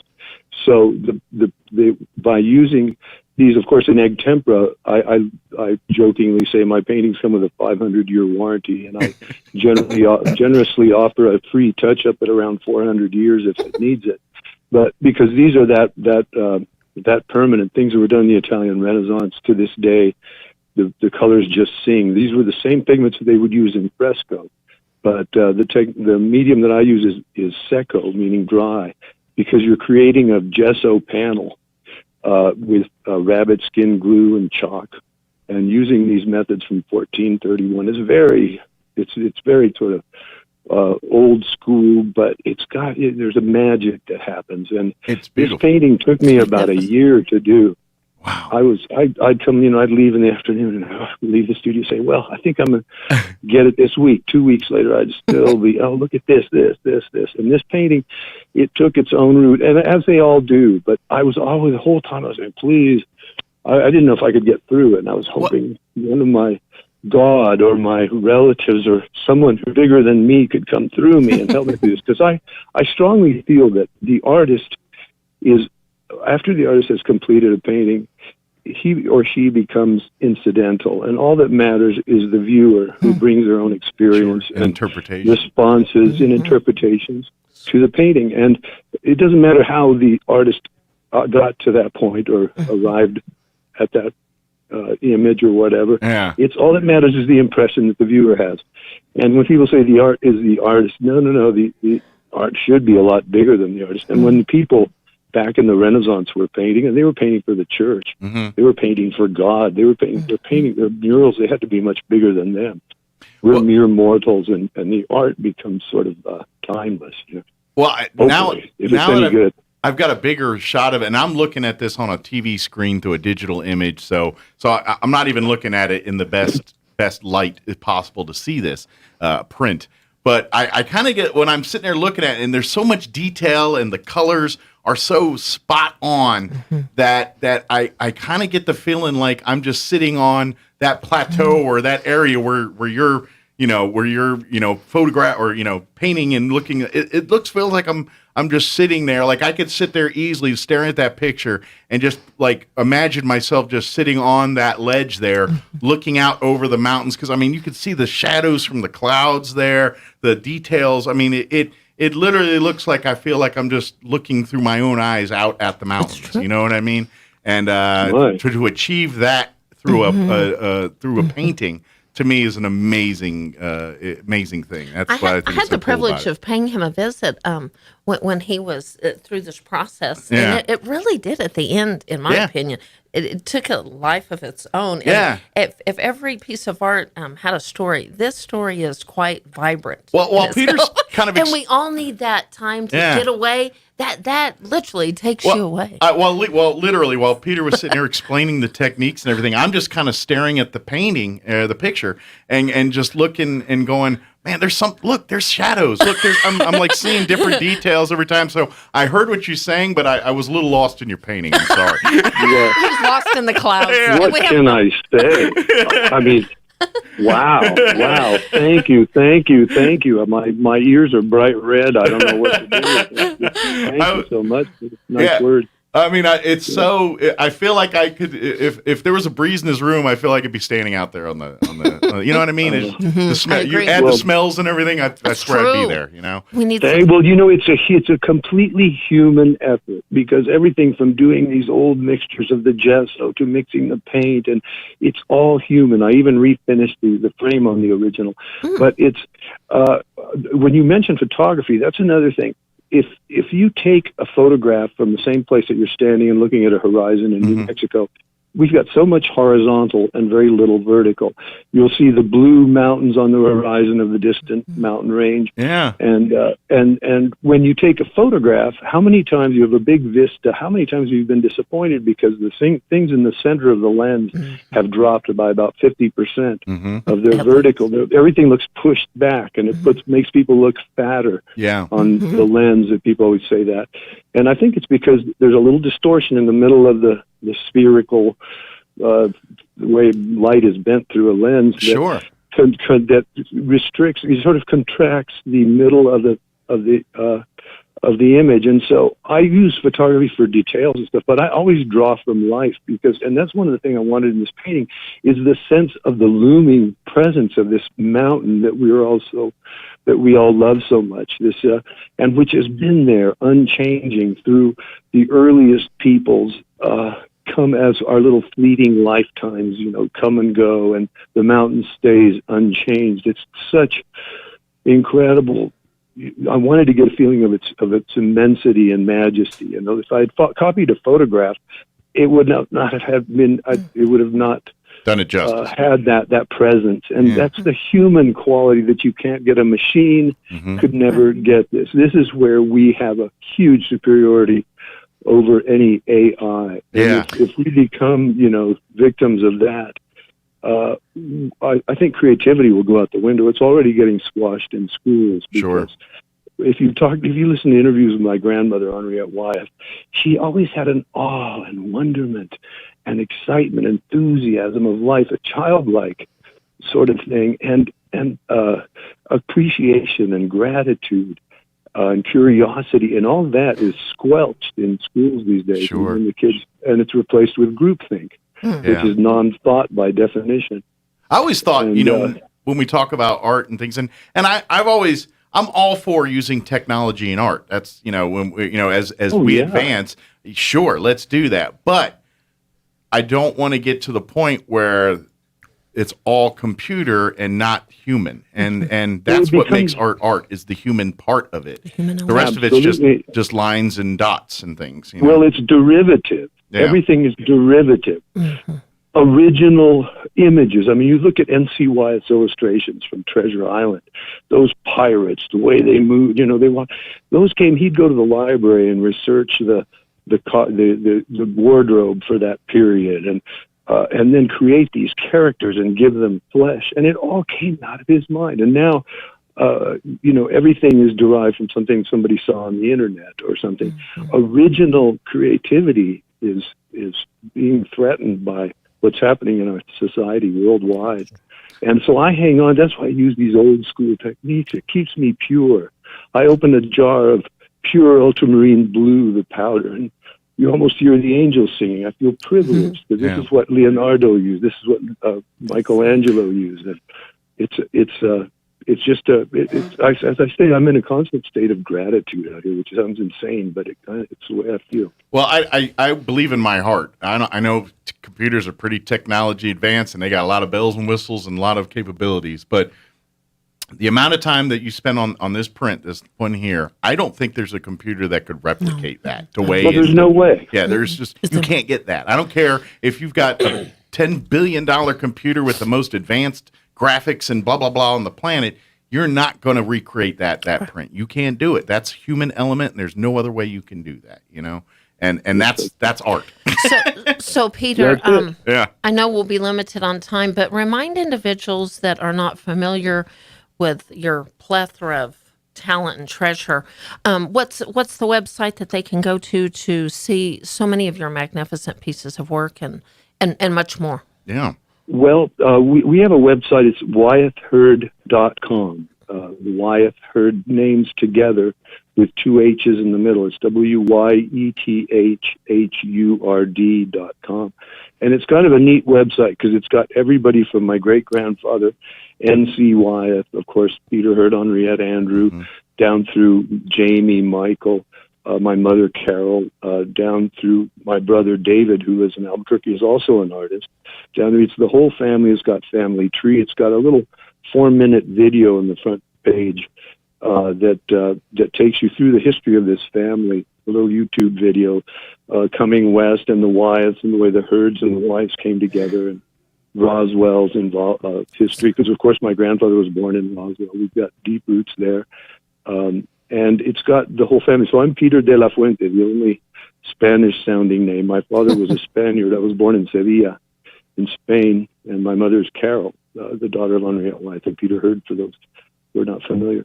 But anyway, it's been a true blessing and a privilege to be a part of this, and I just hope that people do keep buying prints. And Amy and I will talk about maybe having some available down there at the Be wonderful. Oh, cool, on Saturday. To come down and see. And probably in the future. You've got one that people can look at, and we can ship them to them if they decide. But you can go down to the museum if you want to see the actual print. It's 18 by 30, approximately.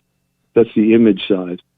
the original is 24 by 40. So it's just magnificent. You saw the original, Amy. Yeah, there's nothing like the real thing. There's not. This print is a good translation. I feel good about it, and of course, that mountain is magic. It is this year. It is. That's the important thing. We need more Peter De La Fuentes, though. Again, I can't thank you enough. It's so unique that I think this is a perfect example of history bringing Peter De La Fuente to embrace our family, the Historical Society, and our works and efforts. We learn more about history. We celebrate the arts. I mean, that is magical itself. And it's history coming to life. Hooray. I got a funny feeling that this one may not last till next Tuesday either. So it might behoove folks to get on to the website now and start your bidding. Or it's very easy. It went live Tuesday, and it'll be on through next Tuesday here. If you log on to the Historical Society's website, which is roswellnmhistory.org, go there. Right front of mind there. When you get to the page, you'll see a link for the silent auction. You click that link, and that'll take you to the site where you've got all great items, 12 items, I believe. Is it 12? Right. 12 We've got 11 items, and then one that you have to call the Historical Society. That's right. 11.279er secret jobber people to do there. So, but have some fun, do some shopping, and we can work out anything. And we can't thank you enough, Peter. It's again, and we're not done with this relationship. It'll continue in the future, and you never know. Next year we may just have some living, breathing art in the museum. And check out the website there. Yes. Check out the White Herd website and read that history and see the video. That's the good stuff. And see all the cool stuff that's there. And I know. I like you were talking about your name and how you kind of got I'm telling you probably had better time with the ladies when you walked in and said, "I'm Peter De La Fuente," and they were like, "Ooh, that sounds." With the Spanish accent. Pedro de la Fuente. Everyone thought you were ojos, dos estrellas en el cielo de mi vida. Yeah, you were thinking you were a Ricardo Montalban type.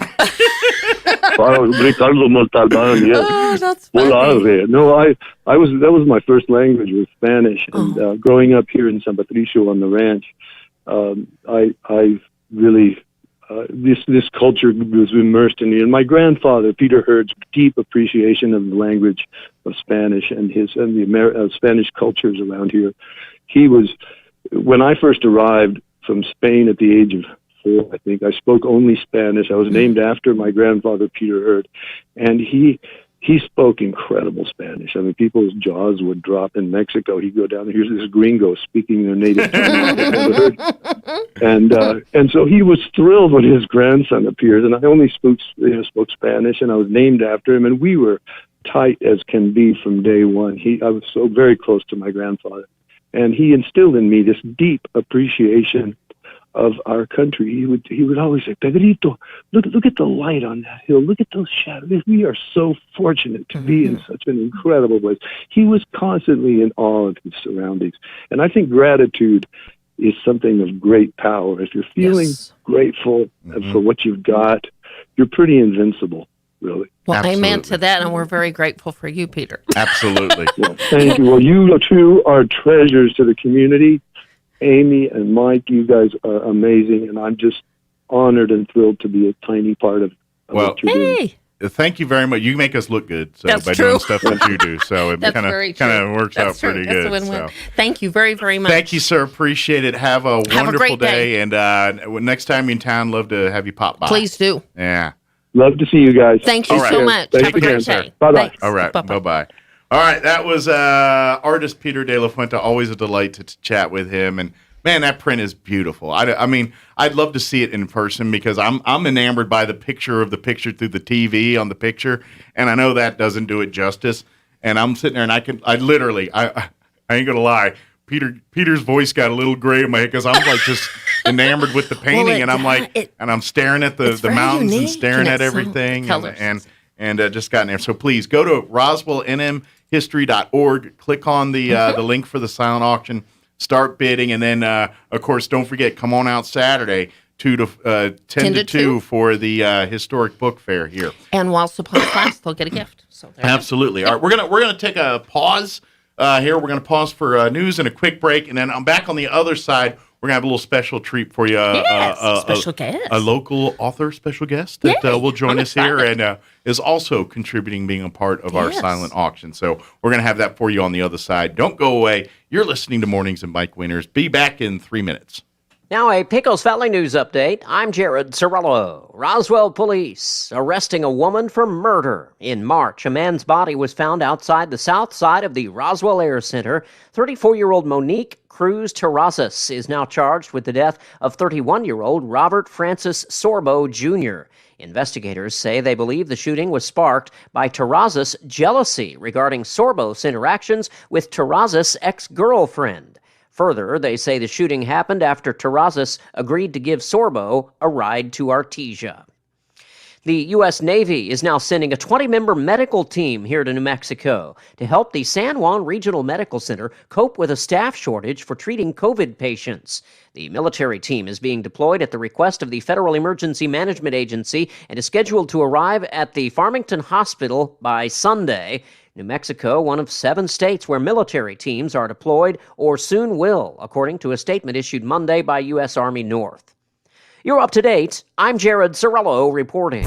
When you think of home health care here in Roswell, what's the first thing that pops into your head? That's right, Frontier Medical. We've been doing it better than anyone else for over 20 years. From in-home nursing to physical therapy and so much more. Doctors and hospitals from Albuquerque to Lubbock and everywhere in between have been trusting their patients to us here at Frontier Medical. So when it's time to make a choice, remember Frontier Medical. 575-627-1112. Frontier Medical. Name to remember. The NMCA All-Star Game is going down this weekend, and KSVPTV.com is your home for all the action as the best and the brightest battle it out at the Wool Bowl. Scott Galletti and Joshua Grimes will have full coverage of the games, beginning with the 1 to 3A All-Star Game at noon and the 4 to 6A beginning at 3. Just head for KSVPTV.com and click on the All-Star Game tab to see it all. The NMCA All-Star Games, back-to-back coverage Saturday beginning at noon on KSVPTV.com. Sponsored by XL Energy. Fever is a potential sign of COVID or the flu, and the Exergen Temporal Scanner Thermometer has been proven accurate with more than 100 clinical studies. Be vigilant and seek medical advice at the first sign of fever. Be accurate with Exergen. Exergen Temporal Scanners, available at Walmart and other fine retailers. Learn more at Exergen.com. That's EXERGEN.com. Exergen is changing the way the world takes temperature. Looking for the perfect gift? Get them a shirt from Untuck It. Untuck It shirts are designed to be worn untucked. They're the easiest way to keep him looking sharp and feeling comfortable. You can't go wrong with their super soft flannels, wrinkle-free shirts, performance shirts with stretch, and cozy sweaters that are all perfect for right now. They even have a line for her. Find the perfect gift for every guy on your list at one of 80-plus Untuck It stores or at untuckit.com. Untuck It. Shirts designed to be worn untucked. Here's a Mornings with Mike Winters fun fact. A group of 12 or more cows is called a flink. If you have only 11 cows, that's called a lot of cow pies. Here's Mike Winters. It sure is. Good morning. It is 42 minutes after 8 o'clock. And, of course, Amy McVeigh is back with us here from the Historical Society in studio. And joining us on the phone, we have a special guest for you, author Ide S. Nevitz. Good morning. How are you doing today, Ide?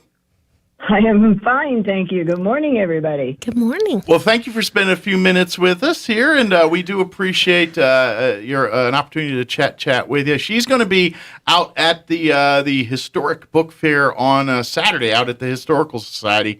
Get there early, 10 a.m. She's going to be there signing books as part of this, and you get the chance to chat. That's why I love author signings, because you really get the chance to talk with the mind behind the story that you're just reading or about to read, and so you always get your own interpretations. But sometimes, you when you get the author saying, "Well, I was kind of," it kind of adds another layer of it too. So I encourage folks to come on out and meet the author, get the book signed, everything else. And I imagine you as an author, when you share a story and then you got people loving and telling their own interpretations of the story, I imagine that kind of fuels your fire a little bit too. Actually, what really surprises me is which characters people relate to. Okay. Like you thought it'd be one way and they went just a complete different direction on you. Right. I mean, everybody has different things that they love about different stories, and they all have different experiences in their lives. It's just funny to me to see people connect to the subset of characters. Yeah. You know, not always the main character. Yeah. So tell us a little about this book that you're going to be signing and is going to have available for folks to get. Well, I actually have several books. Okay. So you'll have the catalog there? Perfect. What I'm bringing is The Knot, that's with a K, in time travel. Okay. That's the first book in a time travel trilogy, and I will have the second and third books with me as well. Oh, very cool. So, and that's my favorite part of being as I like to read books and things, and series books are always the best because as a reader, you get kind of sad when you're at the end of a book, even though the story's great and you love the happy or whatever the ending is, but you're kind of bummed that you're out of story. And then with a series, you're like, the next in the story continues. So it feels like the journey never ends. I love those series. That's great. So besides that, if you attach to any of the characters, then you get to find out what they're doing later. That's true. That's true. But and I imagine as an author, that's fun for you because now you've got to plot out a life. You know what I mean? Where you know, as one, it's a story, and I'm sure you fill in and villain and create your own universe to kind of make the story work. But with a trilogy or with a series, you've got to now you got to play it all out and see where it goes. So that's got to be fun as an author to write too, I would imagine. Well, for me, it's a lot of fun. I absolutely love writing. That's what I live for. Is what I breathe for. Good deal. So, how long have you been writing? Basically, since COVID hit. Okay. See, that's fascinating. So this is something you've taken up as since you couldn't go nowhere. See, that's a prime example. I want thank you for that's what we've done at the Historical Society, and again, we're just blessed to be a part of this magnificent talent and treasure. But there is good in all things, Mike. Yeah. See, this is a perfect example of what magnificent piece, work of art, and the author come alive. What I think is really cool is because I imagine there's a lot of people that say, "Hey, I'd love to write a book," you know. Mm-hmm. But then, what do you do next? All right, I love to write a book. Then you sit down in front of a piece of paper and like, what do I do now? I don't know. Start type but you said no. I'm gonna and you execute. Yeah, I mean that's to me that's awesome. Great to see that. And so I gotta ask, since you've taken up here in the last couple of years, what is it all just going, or did you get a lot of research and references and things? How did this journey start for you, or did you just sit down in front of a screen and said, "I'm going to start typing stuff," and away it went? How does that happen? Well, I think basically because I've been in the corporate world trying to make a living. Okay. I have just been working to stay afloat, like most people might. Sure. And I've had these ideas gelling in my head for, years. Okay. And then I've never really had the time, strength, energy, opportunity to sit down and write any of that. And then I was, doing like everyone else, the shutdown and stuff that actually extended itself. I read every book I could get my hands on. Then it got a little more difficult to get books from the library, and it was harder and harder to order books, and I was reading everything I could read because that's what I love to do. And then when I ran out of money to buy books, I started writing them just to have something to do. That's awesome. That's cool. Encouraged to me by a friend of mine actually said to me, "You know what? You should actually write that." And I went, "Oh, Not a bad idea." So once you sat down to write, did it flow easy or was it a struggle? Actually, it flowed pretty easily. The first book came out in less than a month. Okay. The trilogy took me a little longer. That's 3 books, so it took me a bit longer. And the first book of the trilogy actually became available in only April of this year. Okay. And the second one became available in May, and the third one in June. And I've been selling just about 1 book a day. Nice. So, That's That's great. not bad for a new author. Yeah. Been there since April, and I'm very pleased about that. I Absolutely. think people enjoy time travel. Yeah. And this is the second part of your question, the research that I needed to do. If you're jumping around in time, how do you know where you are when you get there? Is there a directory or something? Yeah. If you pop into some small town somewhere, unless they have a newspaper with the date on it, which is kind of, how do you know where and when you are? So I had to do some research and find out what things were in the timeline of history where I had them jumping from and to. Okay. So I could introduce technology that became available then or something. So just so you would know if you were there. And it's really quite fun, actually. I really enjoyed researching it and finding out things. It's stuff that we have taken for granted for years, and now we call it something new, and it used to be called something else. And it's just, where did they get things that they used to make other things when it was then versus when it is now? And it's just absolutely fascinating to me. The research was great. I have like a very long, I almost could write a book about the research. Well, it makes you an expert on a lot of things, doesn't it? When you have to do the research for it. I don't know about expert, but it's definitely fascinating. Yeah, I imagine like you kind of so really an author almost has to be a bit of a history excavator buff a little bit, because if you want to make a book of any substance, you got to do your research to make it plausible, to make it a story that people can embrace and like and want to carry on that journey with them. But if you make it full of the details so wrong or so off, people aren't going to fall in love or be able to relate to the story. So you got to get it right, or so people will want to hear the rest of the story. And it's much more believable. Yeah. It makes it easier to immerse yourself into it, to say, okay, I can see where this person might be in this scenario, and that's great. That's amazing. And I imagine for you to learn and to do this right out the gate, because I imagine there's people that probably spend a lot of time writing before they learn that lesson. You know what I mean? Like you're learning it, on the fly here, where some people like, okay, I messed that up 3 times before I figure, that's the ticket, how they make it, sing. And so that's great that you're doing that. So now, obviously, folks, we'd love to have you come out Saturday. You can get a book signing, meet and talk with Ide, and you can get copies of her books. But if they're not available to come visit on Saturday, how can they get a book, or say they can't wait till Saturday and they want to get one in their hands today? What's the best way to do that? All of my books are available on Amazon.com. Okay. There you go. Very good. And they can just look under your name? Under my name, yes. It's a difficult name. It's EIDE, and middle initial S, and last name Nevets, Nevets. And what's the title of the first book in the series that we'll start them in the beginning here?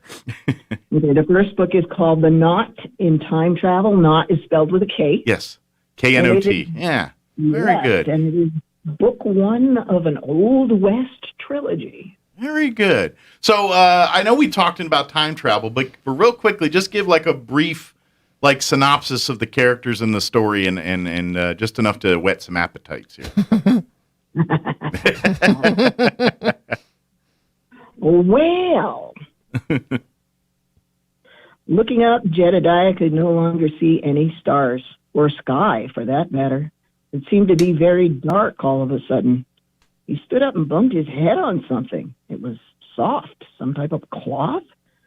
What would that be doing out here in the tree? One hand was still on the dark spot on the tree. He reached out with his other hand and found a door latch. A door latch? He pressed the thumb notch and a door opened. Daylight shone on him. He seemed to be in a tiny room, barely big enough for him to stand in. There was a horizontal pole with a bunch of short red jackets hanging on it. Huh. What the heck did he do?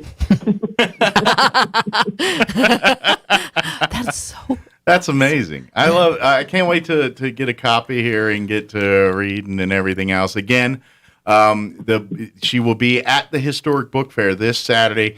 I'm telling you, it's a come-and-go event from 10 to 2, but the early bird gets the worms. There's going to be prizes, giveaways, little things, little golden opportunities. Golden opportunities. There we go.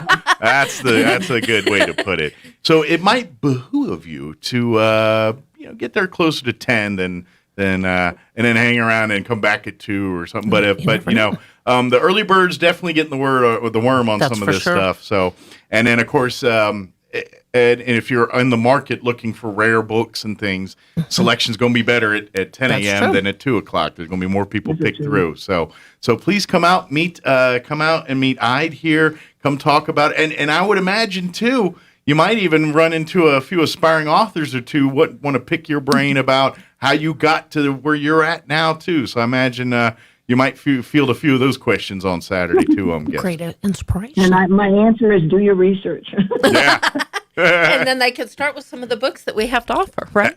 Absolutely. Perhaps. So I got to ask before we got a couple minutes here, but I want to ask real quick before we let you go. What's next for you? What are you working on now? Or are you taking a break and getting ready for percolating the next thing?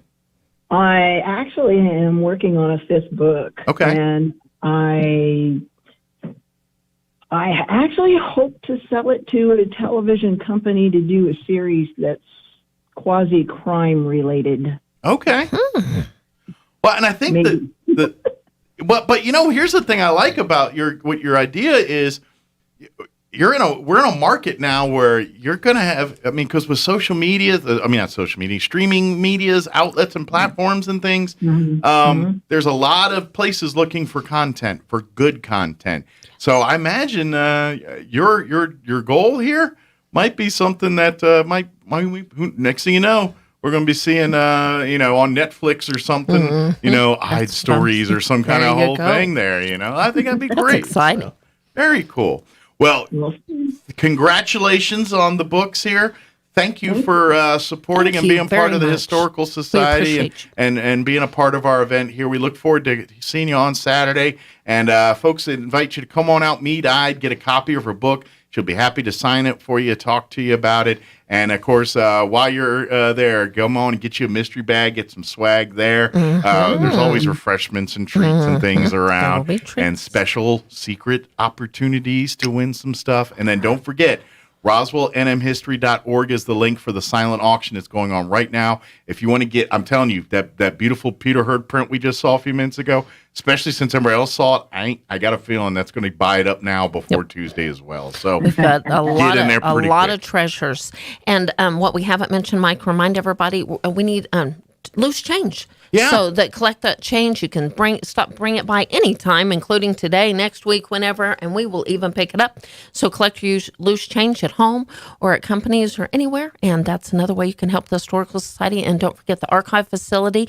As we're holding the event in the archives, it is available for rent. So if you have a need of a party or some type of small-scale reception or something of that nature, you can literally get the food catered, bring it in, and we'll make life simple. Make it happen. Absolutely. Absolutely. Well, I thank you very much for spending a few minutes with us. Appreciate that. Congratulations on getting this book out, the series out, really, and working on the next one. Next thing you know, when you're the next, who knows, Stephen King or who else out there, we remember us folks back here. So the next. Thank you very much. Thank you very much. Thank you. Have a wonderful day. Have a great day. And we'll talk to you again soon, okay? Thank you very much. Bye. All right, Bye. take care. Thank you. Bye-bye. All right, that was thank you for that was a great interview. I like talking to That was a lot of fun. Well, and by the way, Gary, we know you're listening in California, and he said best ever today. So there you go. High five, Mike. All right.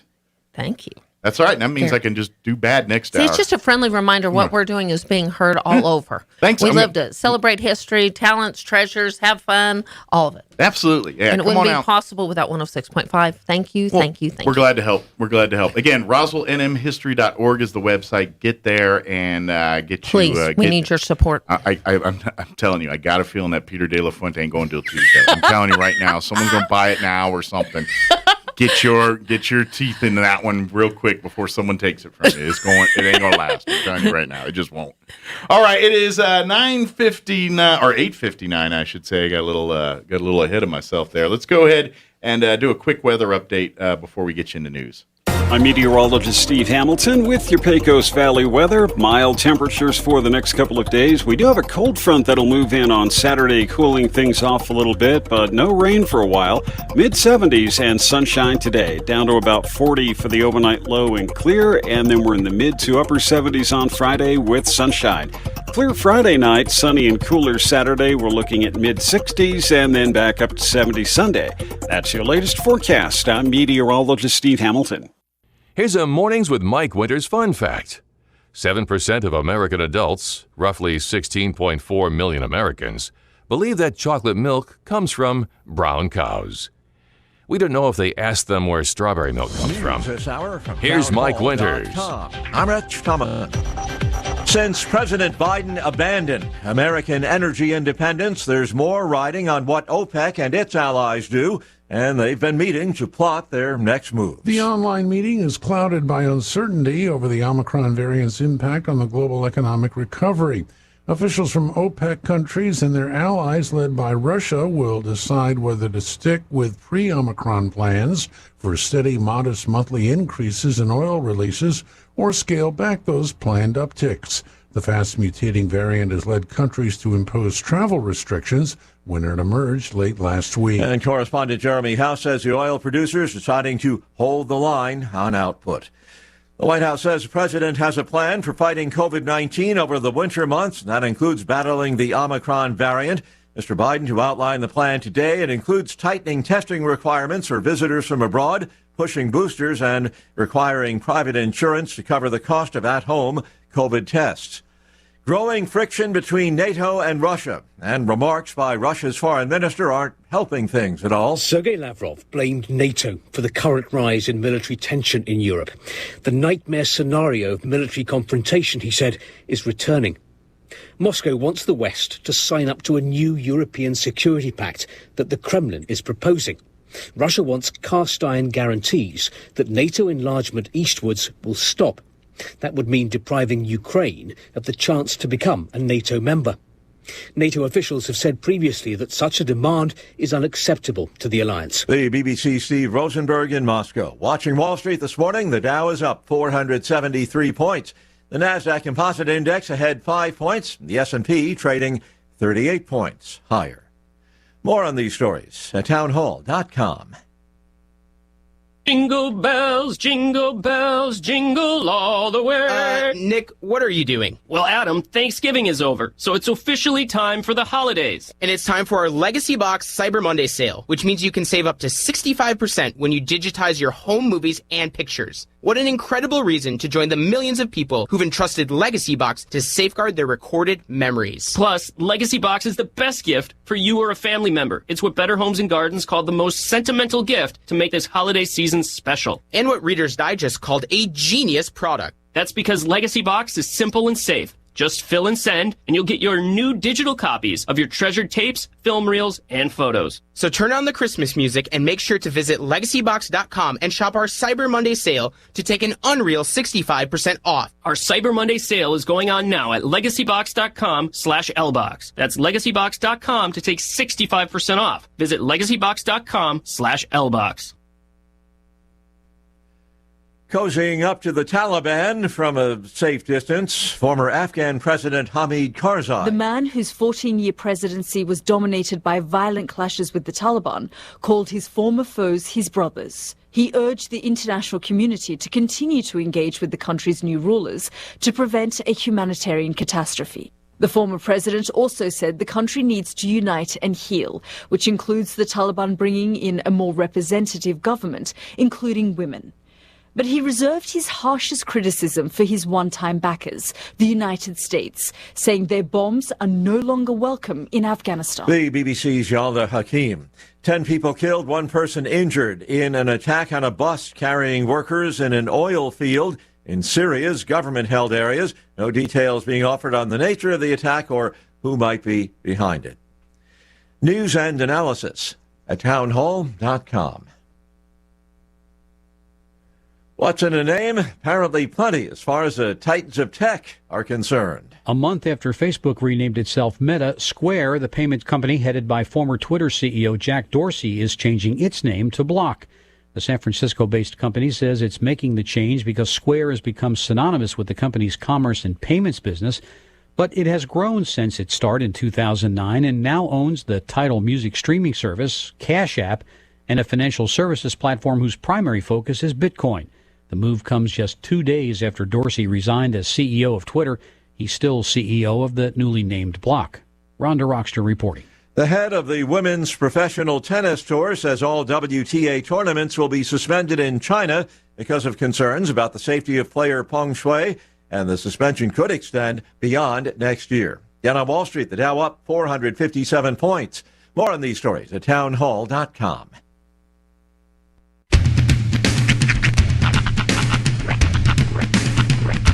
What in the wide, wide world of sports is going on here? I promise you, whatever scum did this, not one man on this force will rest for 1 minute until he's behind bars. Now let's grab a bite to eat. Yeah, come on. I feel the hot wind on my shoulder and the touch of a world that is older. I hit the switch and check the number. Leave it on and then I slumber. I hear the rhythm ringing through it. Flamenco guitar and cumbia music. I hear the talking of the DJ. The devil listen, what does he say? I'm on a Mexican radio. I'm on a Mexican radio. Broadcasting live from high atop the J.P. White Building in downtown Roswell, New Mexico. It's Mornings with Mike Winters on 106.5 Roswell's Talk FM. Is that what I sound like when I talk? Now, here's your host, Mike Winters. And good morning. It is 6 minutes after 9 o'clock. Welcome to hour number 3. Chris and Carlos. Of Mornings with Mike Winters, right here on 106.5 Roswell's Talk FM. Happy Thursday, everybody. Welcome to it. Hope you're having a good one thus far here. Thanks to all my guests. Yes. I feel enlightened today. I've learned a lot about paintings and just different, writing and football. It's been a real edifying morning. My guests have been very enlightening to me today. I feel very knowledgeable. One thing I think we're finally going to solve here, which was a debate that was started about an hour ago. That's what I love about what we do for a living is sometimes, it's stressful. There's days where we have to work Saturdays, late nights, and holidays. But then there's those moments where you just start talking about something and then donuts magically appear before you. It's kind of cool. It's every time I've tried that with $1 million, it hasn't worked. It has yet to. Burritos and donuts, it has. Breakfast burritos and donuts. $1 million, not so much. You got to know your limits. As I'm driving by, so next time I see $1 million by the side, Anybody driving by a bank right now? Grab one, swing on by. It's really all about proximity. So last hour we were talking about the difference between an eclair and a long john. Yeah. Now, I have the answer, but I also have visual aids, so I'm going to bring these out so we can enjoy. And since we've got a guest... Do we have one of each? We do. No, just they only had 2 left. I got you. We've only got the 2. And apparently not cream-filled. Come to find out. What's not cream-filled? Well, me or the donut. Is the eclair not cream-filled or the long john not cream-filled? Eclair usually is cream-filled. These are usually cream-filled as well, but this one is not. So, would this be classified as an eclair or a long john? That's a long john. Okay. This is a wonderful twisty. All right. That normally comes with cinnamon and sugar. I must say, they normally aren't frosted, That one right? actually has a bit of a cinnamon flavor to it. Okay. By the way, the language expressed by Crystal Smith do not reflect those of Pecos Valley Broadcasting and staff or management. Just thought I'd get that out of the way right now. The FCC will let me be. No. An eclair is pastry. Long john is dough. Got you. The difference is literally yeast. It is an eclair is a non-yeast pastry, Yes. Okay. whereas a yeast donut that is fried is a long john. Now I feel enlightened. And now you know. And you can get a long john filled or not filled. Okay. An eclair is always filled. So you can still have a Long John without filling and still be classified as a Long John, but an empty eclair is just a mistake. Yeah, great to learn. Got it. I love this. This is great. Knowledge is power. Am I sharing this? Is this mine? I brought Crystal a braided donut. I got my own donut. All right. Well, you guys are eating. I can't eat. We can't all three eat at the same time. Sorry. That's not how this works on radio. I can push you off to the side. You do you. Go ahead, take a bite. All right, I'm going to give it. Where did these come from? These are from, do we give them a plug? Andrew's Donuts. Thank you, Andrew's Donuts. Absolutely. I appreciate a good donut. And always in for or a Long John in it. Now, this is a Long John. That is a Long John. All right, because I noticed it's donut dough. It's not still a donut. Eclair-like. It's just a type of a donut. Okay. Experience the yeastiness. Coming up here in just a few minutes, we got Crystal Noble with the Roswell Humane Society going to be joining us here. We're chatting about animals up for adoption, what's up for you at the thrift store, all the fine things available for you over at the Humane Society, and more. We're going to do it with Crystal. These are not filled. No. But super soft. It is so much entertaining watching him eat a donut for the first time. I've eaten a donut before. It's not like... But it's like, you're like a kid, Fingers. like, what I is was this trying texture? to see if there's cream in there. Now I just was kind of curious. I was kind of So, seeing... a Long John. Yeah. If it's got cream, they go from both ends, and it's filled all the way out. Mm-hmm. They put it on the They machine, usually have like a hollow end. push the button twice, pull it out, and you'll see either cream or jelly. Okay. Then they turn it around, shove it on the filler, and do it again, and then pull it out. So it's all the way through, so every bite you get has... Okay. Ironically, that's also how they artificially inseminate dogs. Good to know. Thank you. Both ends. Both ends. Well, it's delicious. Fantastic. Yeah. Yeah, thank you. Mm-hmm. I don't know. So, Crystal Noble's going to join us, not to enlighten us on eclairs and donuts. Nope. I mean, she can.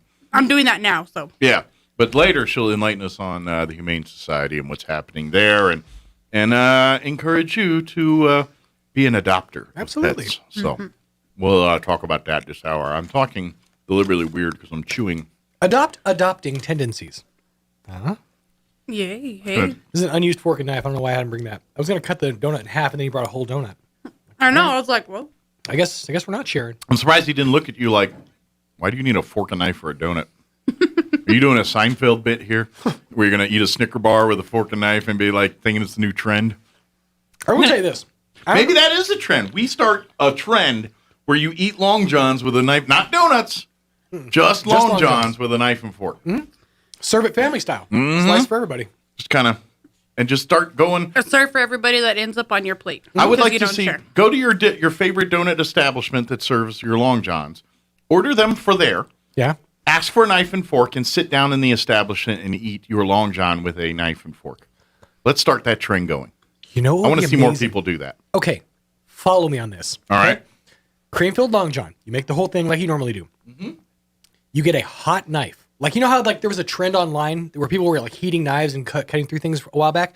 Get like one of those like glowing red hot knives, cut through the Long John to make slices. The heat from the knife will caramelize either end and then serve it like on a platter. Okay. Dusted with powdered sugar. Sounds good. I'm telling you. Donut shops. Call Sounds me. like I got ideas. diabetes in a slice. It is. But, just saying. You would enjoy it for a minute. I think this is what happens when our chefs watch too many Marvel movies. Why do they need to heat the knife? Have you never seen those? They're amazing. I got lost on a whole world. We're cutting through a donut, man. We're not cutting through through Mount Rushmore. I don't think we need to heat a knife. Go look up red hot knife. That's all you have to type in on YouTube. You will find red hot knife cuts through everything. It's what it is the way it goes through it so smoothly. It's like very satisfying. Sometimes it makes a sound. It was a whole trend online for like a good solid year. People were doing red hot knife videos, which sounds like a different side of the internet entirely, but it's not. I ain't gonna lie. That's like the water bottle thing for people that have 2 more brain cells. Dude. Okay. Those guys. That's what that is. You know what? Take the blue pill and you'll go back to normal. Take the red pill and I'll show you how deep the rabbit hole goes. Because trust me, son, we got some stuff to show you. Have you ever seen hydraulic press videos? There's a whole subsection of the internet that gets weird after dark. Are these clean family? I spent 2 hours last night watching power washing videos. Dude. If you ever watched those. It's incredibly satisfying. You literally watch power washing There are videos? compilations on this. There's a lot of good TV out there. Netflix, Hulu, they do an amazing job of preventing broadcasting choices for people. Right. Why are you watching hours of paint dry? Okay. But I'm telling you, go back and watch the hydraulic press videos or go find one. They're super satisfying. It's just one of those things. It's like I have this mind itch I need to scratch with one of those super satisfying videos. Or like when you see somebody like perfectly ice a cake. Ever seen that? Where like they ice it and there's like no seams or anything. It's very satisfying. I appreciate talented work too, but I don't want to watch hours of it. I don't want to watch a guy fold my socks for 3 hours because he's really good at it. You do you, but I'm telling you, it's a rabbit hole. Or that Domino's pizza box making guy where he slaps the pizza. I've done 100. Oh, great, good for you. I will never need that skill ever in my life, nor do I care. But I'm proud of you. The subset of people that can watch these hydraulic press videos and stuff like that, same ones that got super into marble racing during the pandemic. I got way in, dude. Marble racing. Yes. Gels marble. Yeah, we oh my talked gosh, all dude. about the marble racing. No, it gets better. It's now graduated to TikTok because I was on TikTok the other day and it was the live stream. There's literally somebody live streaming marble races on a treadmill. They turn their treadmill up to full speed and he just has marbles. And then what happens is the marbles all line up eventually. And then he goes to the front and he starts tossing red Solo cups at the marbles to like throw them off. It's amazing. He's got like a ticker. He's doing like play-by-play. It's fantastic. Nothing? Nope. Just nothing? Nope. All right, maybe I should go watch I'm some just Marvel thinking back stuff. going, this is the fault of the Home Alone movie.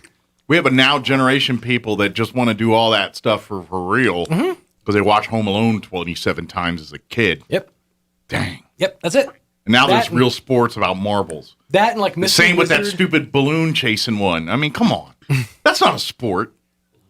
You know the game where you had a hot air, like a helium, or not even a helium balloon, just a blown up balloon, and you bat it around your room to keep, don't let it touch the ground. You play with your friends or your siblings or Dude. something. Okay. That's like a competitive Hold on. sport now. Hold on. Mike, you just set something up. We've got a salesperson in the room. Get Thomas on the line. We need to have us a Mike versus Sean Keepy Uppy tournament for charity.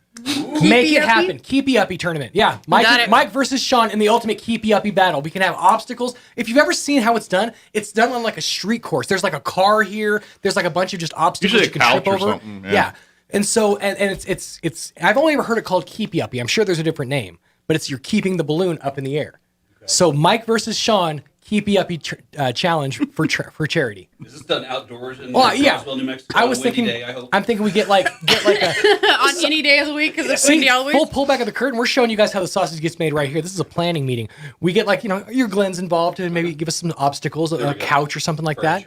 Yeah, get them involved. Something they don't mind us diving over, obviously. Get the people at the laser tag place involved. They got a whole course. They do have Boom. Done. See, I do your job for you. Area 52, I'm coming to talk to you later. But you bring me donuts, so it's all right. All right. All right. We can film it, have a whole league. Put it up on ksbptv.com. Do it for charity. Get some sponsors involved. I'm telling you, the bit writes itself. That'll be the first time in a long time that everyone considered me an athlete in any way, shape, or form. And we can finally break out our wrestling promos bit that I've been holding on for 2 years. I've got a Nugget promo that nobody's ever seen. It's beautiful. It's amazing. It's super well done. Great cinematography. I'm still down seen. for that nugget eating, by the way. If everyone wants to go, I'm down.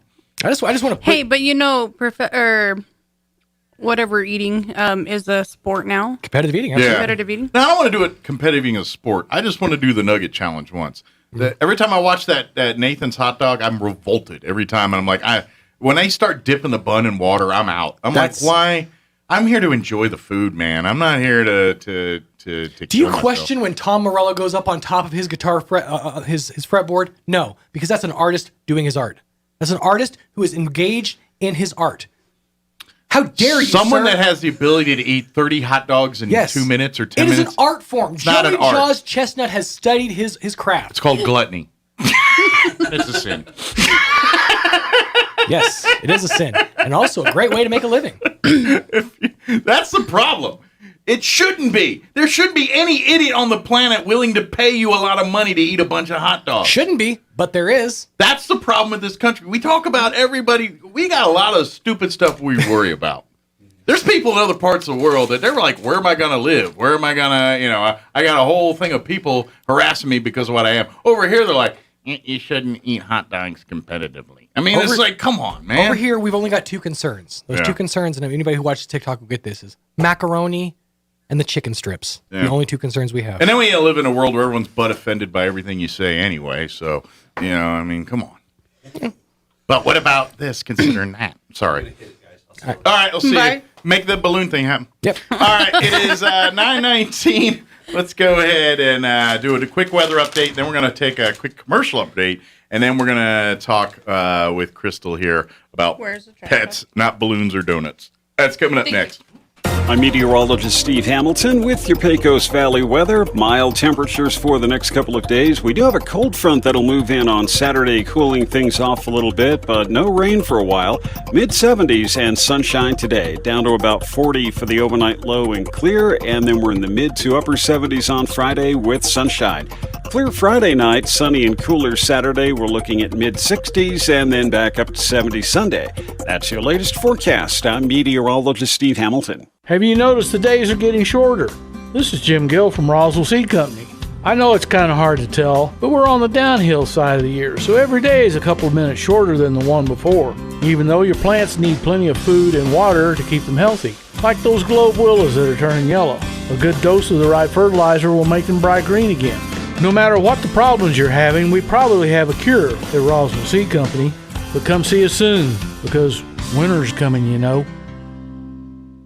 Where can you find the best selection of beautiful and unique home decor in the region? Easy, Casa Decor in Ruidoso. For years, people from all over have come to Casa Decor for the best selection of rustic, real wood furniture, beautiful decor from the Southwest and beyond, and quality outdoor furniture and accessories that are built to last a lifetime. At Casa Decor, they have over 10,000 square feet of showroom for everything you need. Casa Decor opens 7 days a week from 9:30 to 5 at 1214 Meacham Drive in Ruidoso or online at casadecorruidoso.com. Proud supporter of local high school sports. And there's a downfield pass that goes into the hands of Jalen Smith, and he is into the end zone for 6.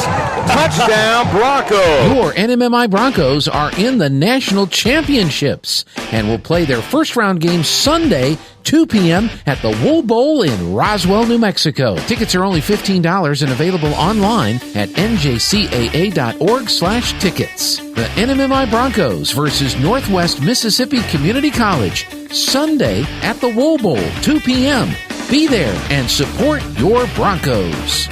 Looking for holiday fun for your family? Come ride the Roswell Christmas Railway, opening November 26th at the Spring River Zoo for its 6th season of spreading holiday joy. See Santa, explore the Light Maze, play in Elf Town, and more. New for 2021, the Plateau Ice Skating Rink, Blocktown Christmas Lego Display, and Christmas Karaoke. Get dates, tickets, and more info at RoswellChristmasRailway.com. The Roswell Christmas Railway, November 26th through Christmas at the Spring River Zoo. Sponsored by Southwest Printers, Farmers Country Market, the Farmhouse on 2nd, Foxworth Galbraith Lumber, Emery's Pumping Service, and All American Cleaners.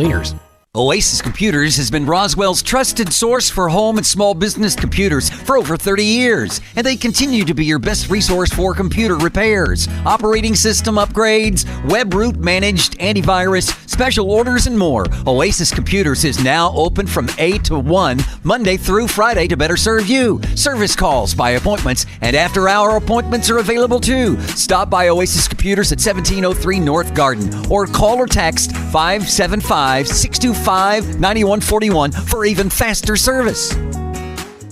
The NMCA All-Star Game is going down this weekend, and KSVPTV.com is your home for all the action as the best and the brightest battle it out at the Wool Bowl. Scott Galletti and Joshua Grimes will have full coverage of the games, beginning with the 1 to 3A All-Star Game at noon and the 4 to 6A beginning at 3. Just head for KSVPTV.com and click on the All-Star Game tab to see it all. The NMCA All-Star Games, back-to-back coverage Saturday beginning at noon on KSVPTV.com. Sponsored by Roswell Honda. Here's a Mornings with Mike Winters fun fact. During your lifetime, you'll produce enough saliva to fill 2 swimming pools. Spit out this bit of information at your next pool party. Here's Mike Winters. And good morning. It is 23 minutes after 9 o'clock, and joining us now in an official capacity from the Humane Society for here in Roswell, Crystal Noble back with us here. Good morning. Officially, good morning. Well, I mean, she's been on for the last 15 minutes with us, but officially with the Humane Society now. Good morning. Not representing the Humane Society in any way, shape, or form. There, so I was representing the donut lovers. There you go, the DLC, the Donut Lovers Club. So we got the Keepy Uppy happening, the That's Donut right. Lovers Club, the Learning of Eclairs. Today's a good, fun-filled day. yeah, absolutely. And now we get to learn about the Humane Society. So Hey. how was the Thanksgiving at the Humane Society? It was good. It was calm. It was peaceful. They get a few extra bones for the dogs and things during the holidays. The Girl Scouts always bring us extra treats. They home make treats for the dogs for Thanksgiving. Nice. They Now- get their own little version of pumpkin pie in a ball. Okay, I didn't know. Do you go sweet or savory with dogs? I didn't know what the proper savory. Yeah. Even though because pumpkin can go either way. Yeah. Yeah. Too much sugar for a dog is just like us, not good. Yeah. So you cut out the sugar, add a little extra love. So what you're saying is, if you buy that frozen dog ice cream at the store, it's not going to taste like your regular ice cream. Nope. Nope. You're probably gonna want to throw about 4 cups of sugar in it, Yeah. some whipped cream, some Okay. chocolate. So it's edible. If you just got to doctor it up a little bit if you want to make it for human consumption, or if you just like really not sweet ice cream, I guess. If you're a diabetic. I guess. Yeah. Diabetics eat dog ice cream. I don't know if that's gonna sell another too new well for trend. that little sell as a selling point there, but you never know. So, but as far as adoption goes, I know there was a bunch in quarantine. I think last time we talked. Everybody's out. Good deal. Except for 5 of the little pups. They're waiting for their second shot or third shots, which come this week. Okay, and good then deal. they'll be coming out after that. Okay, good deal. Excellent. So they'll be now. If you go to the website, You'll be able to see them. Yeah. And they'll be at the very bottom where it says not available. Yeah. And it's only because we got to get them Get current on that shots. last shot in, and once they've gone through that in the incubation time and everything's good to go, they'll be not the not available will be removed there. Mhm. So, but if you are falling in love, you go again. Their website is roswellhumane.org.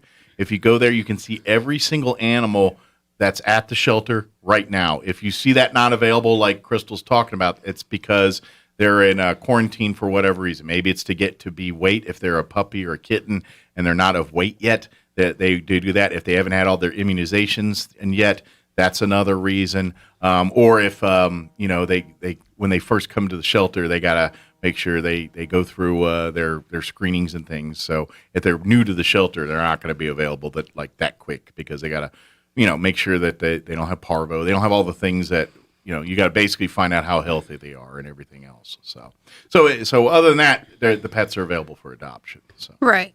And we just, when people don't necessarily understand the quarantine, we want to make sure that they're as healthy as possible before we put them up for adoption because we want your adopting experience to be that much more pleasant than adopting an animal and then it getting sick and you having to take it to the vet and it start out stressful. Sure. We want it to be a smooth transition. Absolutely. So basically, and we say this every time, but if you'd like to adopt a pet from the Humane Society, every single pet, cat, dog, chicken, whatever it is that comes out of there, spayed or neutered.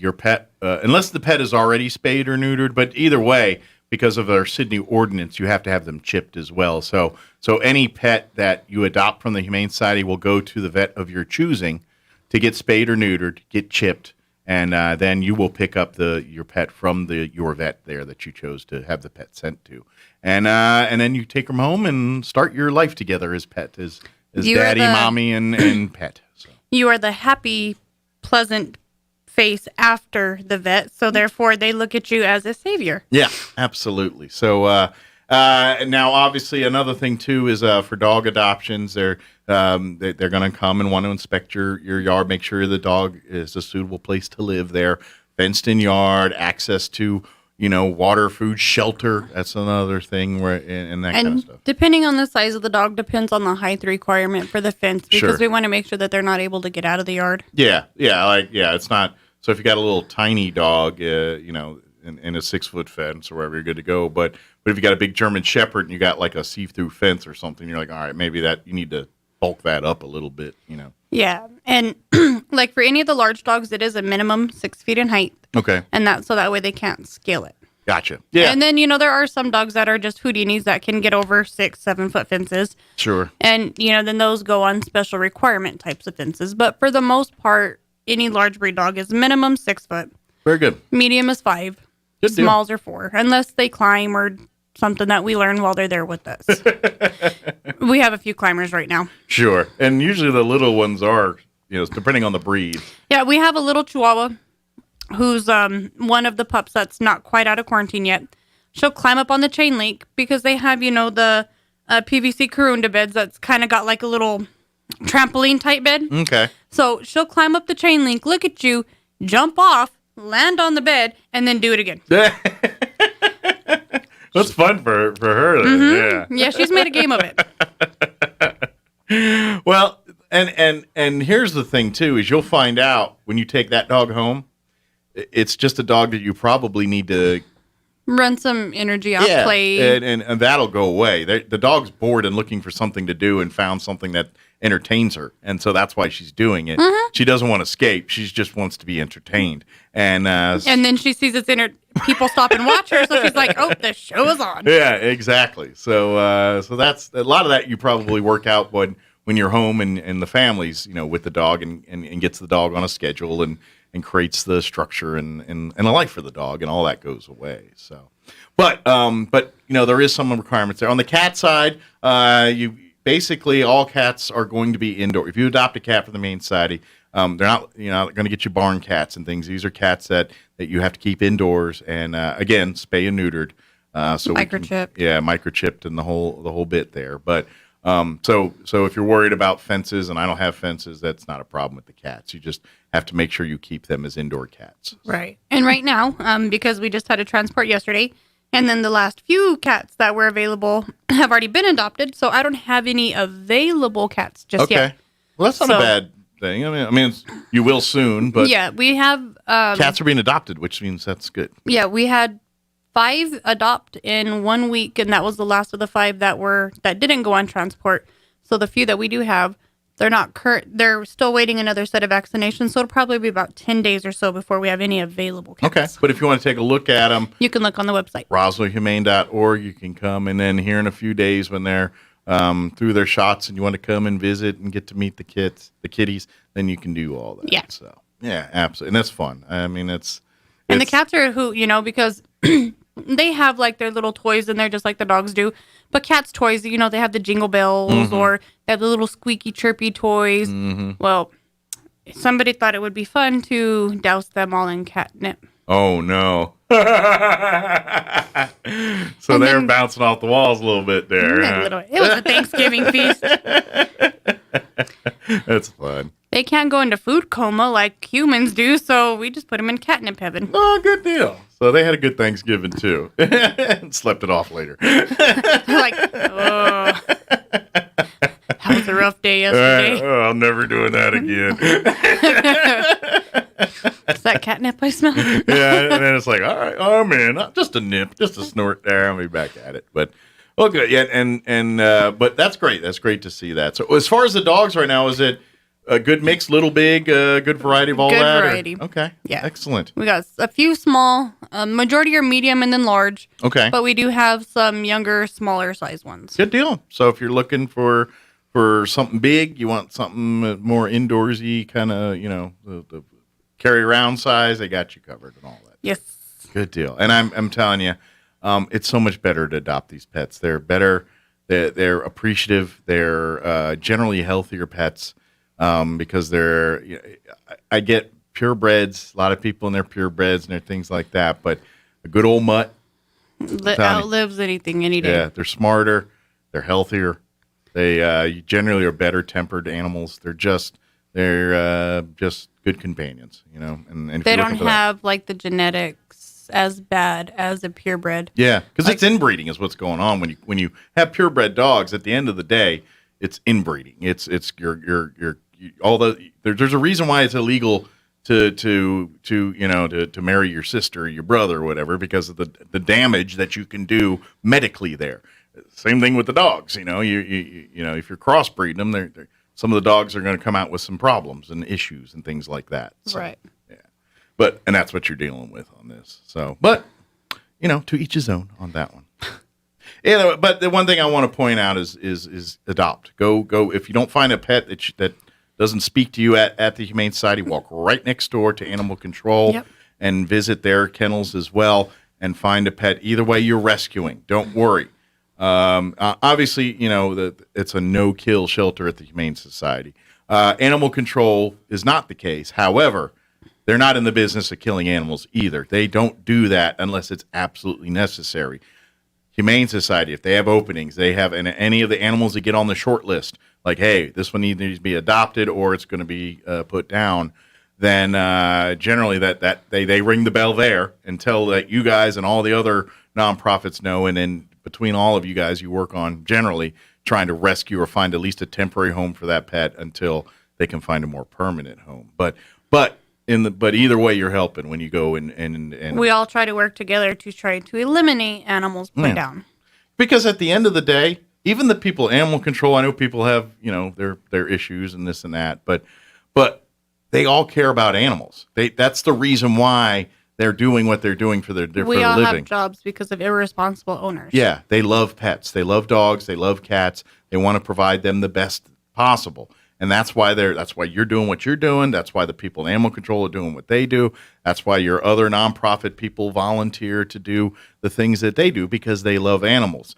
And so they're trying to do the best for the animal too. They're not in, because I think a lot of people get in their head, it's like these places where they put down animals, like there's some Gargamel twisting his mustache guy going, hey, you got one day and then you're mine, and that ain't happening. No. However, we were told a very odd story by somebody this past week. Yeah. That supposedly when cats are euthanized, they're put in a tumbler and tumbled. Really? Yeah. Who would believe that? This crazy lady. I'm not trying to be mean, but yeah, she was very convinced that all cats that get euthanized are put in a tumbler, like a giant dryer, and tumbled. Okay. Well, she might need to talk to some people. She might need a little bit more deeper help than a pet could help her with. Yeah. That's my opinion there. But, there's so many people out there, that do care for animals, that do love them, and they try their best, but they don't have the means, and we understand that. But if you do know that you don't have the means to provide for that animal, be responsible and seek help for that animal. Sure. Yeah, I know. We love pets, and you want it. You love, and I get it. You want that. Oh, I want the thing I can cuddle with at night and sit on the couch. Oh, yeah, teddy bear. It's amazing. But if you can't do the rest of that, then you're not ready to do that. It's not cheap. Yeah, it's a full-time responsibility. It's no different in some respects as having a child. Yeah, it's not as quite in-depth as a child. I know that, and I'm not trying to upset They don't people. go to college, but the responsibility levels is same. exactly the same. You're in charge of that life, and you're in charge of making sure that life flourishes, and just like you are with your children. And you got to do some of the same things to make that happen. Think of a pet as a permanent toddler. Mm-hmm. They can't clean up after themselves. They can't wipe their own butt. Mm-hmm. They can't do their own laundry. They can't fix their own meals. But they can jabber away. A pet is like a permanent toddler. Mm-hmm. So you are taking care of this permanent toddler its entire life. Mm-hmm. It will never grow out of toddler stage. It will stay in toddler stage. Sure. So absolutely. You have to think of it as, this is a child. Yeah. Until... Now, granted, they're pretty smart. They figure things out. They study you, smart. And they understand your patterns, and they probably know what you're going to do before you do sometimes. You know what I mean? They're very smart that way. But yes, they don't have the capacity of understanding and problem solving on certain levels like we as humans do. So you'll never get that. You never get their motor skills stop at toddler. Yeah, but they're really smart at anticipating your needs and interpreting. That's where a pet thrives. Mm-hmm. Pets are amazing at reading rooms. You know that? You ever notice that? Your pets, like if there's an argument in the house and the pets all of a sudden start laying low and things and or when you don't feel good. Or when you feel sick and they start like being a little bit more clingy than they normally would be. That's them understanding you're not normal right now. And on their own way, they're trying to do their bit to help you. And And that's all coming from love. And that's why being a pet owner is awesome, because that's an unconditional love that you can't find somewhere else. They don't know what to do. They just want to do it for you because they love you. And that's, in the nutshell, a pet owner, So I get it. You want that experience. We all do. But you've got to get there. You got to make sure you can afford feeding this pet, taking care of its medical history, being the responsible pet owner. If that dog escapes, you're on the hook for making sure that those whatever fines, whatever incurs, if your dog gets loose and damages somebody else's property or someone else's person, you're on the hook for that. It'd be no different if your kid went out and stole things. You would be responsible for the child. It's no different there. And if you're not willing to accept all that, then maybe just volunteer at the Humane Society. Come down, walk the dogs. Get some one-on-one time and get your fix of cuddling time, and then move on about your day. So that's my suggestion for folks like that. Until you're truly available to afford it and provide everything, don't consider getting a pet until you're at that place. And don't give a pet as a gift to somebody who's not capable of taking care of an animal. Yep. If you want to give them a gift of a pet, speak to them first. Make sure that that's something, one, they even want. Mm-hmm. And two, let them choose the animal. Let them have that bonded connection. Yeah. And then, yes, you can help pay for it or whatever, but make sure that they can fulfill the responsibilities of being a pet owner, because it's not like you can go to the dollar store and get it. Sure. It's not cheap. Yeah. I mean, it's a great idea. If you've got older folks or lone people that live alone or something, you're thinking, get them a companion or things. But like Crystal said, make sure that person is involved in every step of that adoption process. Don't adopt a dog or a cat and put it in under the tree with some holes in it, because that never ends well. It looks cute in a movie, but it does not work in real life, because odds are either they didn't want a pet in the first place, or they're not set up for a pet, or maybe they're not physically able. Grandma's great, but she should be owning a German Shepherd, and she's up in her 80s. She can't walk and run and take care of a German Shepherd, so don't be getting her that. Maybe she would be a great, but let's get her a Chihuahua, or let's get her a cat, or even better, or a cat, something that doesn't even require walking. Just clean a litter box, makes her some food and water, and the rest of it kind of takes care of itself. That's that. But either way, if the parent or the kid or whoever's not involved in that process, then you're setting yourself up for failure before you even started. Yeah. Check with them first. That's always best, because they might not. You might think it's best for them, but they might not. Absolutely. So speaking of the holidays and shopping now, if you want to get some gifts, the thrift store is loaded. I was about to say thrift store now, Christmas decor, get in there while the getting's good. Save. It looks like the North Pole in there. That's great. Save a ton of cash by getting your home and holiday decor from the thrift store. I get every year I see people spending thousands of dollars on trees and lights, and I'm like, go support a thrift store. They got this stuff pennies on the dollar. Half of it's practically brand new or better. You're helping a charity, and you're getting all this stuff that you use once a year at a third of the price of what you would buying it at a big box store. So there's no negative downside to this. I know a couple of people are like, well, it's a thrift store, and I'm too. Okay, you want to get ripped off? God bless you. Keep having fun doing that. But the rest of us, come on down to the thrift store and let's handle business. Come down. Let us help you with what you need, because we've got it. Yep. They still got Christmas decor. They got stockings. They've got like the skirts that go under the Christmas trees. They still have some Christmas trees. They've got the garland, the tinsel, the lights, the bulbs. They've got everything that you can decorate a tree and a house with, except inflatables. But, I don't know. She might have some of those that I don't know about. But I'm not a pro inflatable guy anyway. We live in the wrong part of the country to own inflatables. They just, every year it happens. Everyone puts their inflatables up. Then one Saturday, some storm goes in, and everybody's inflatables are at the end of the street at some poor guy's house at the end of the street. Every year that happens. So it's dumb technology. Don't decorate for Christmas until after December 1st. Which you're in the window now. You're good to go. Yes. So now's when you go get your Christmas stuff, or you pull it out and start decorating. Yep.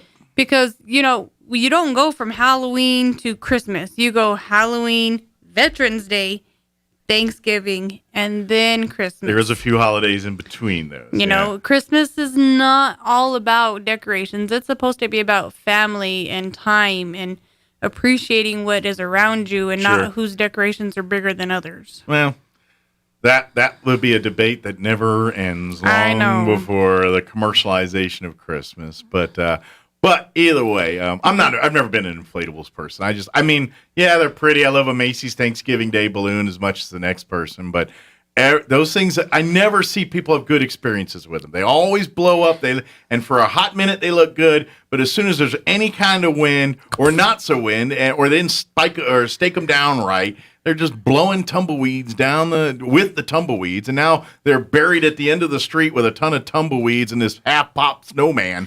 Oh, yeah. That's when you gather all, and see, you know, we have our true trees here, tumbleweeds. All we got to do is baling twine them together, make our own Christmas tree. Yeah, exactly. Spray paint it green. Yeah, exactly. Well, it's like the dude in Albuquerque. The guy that who makes the big tumbleweed snowman every year. I guess he's back, and he did another one this year. He did. So, yeah. I saw it yesterday. Yeah. I was up there. Yeah. Oh, did you see it? Yeah. Okay. It's not as big as it normally is because apparently Albuquerque didn't have as much tumbleweeds this year.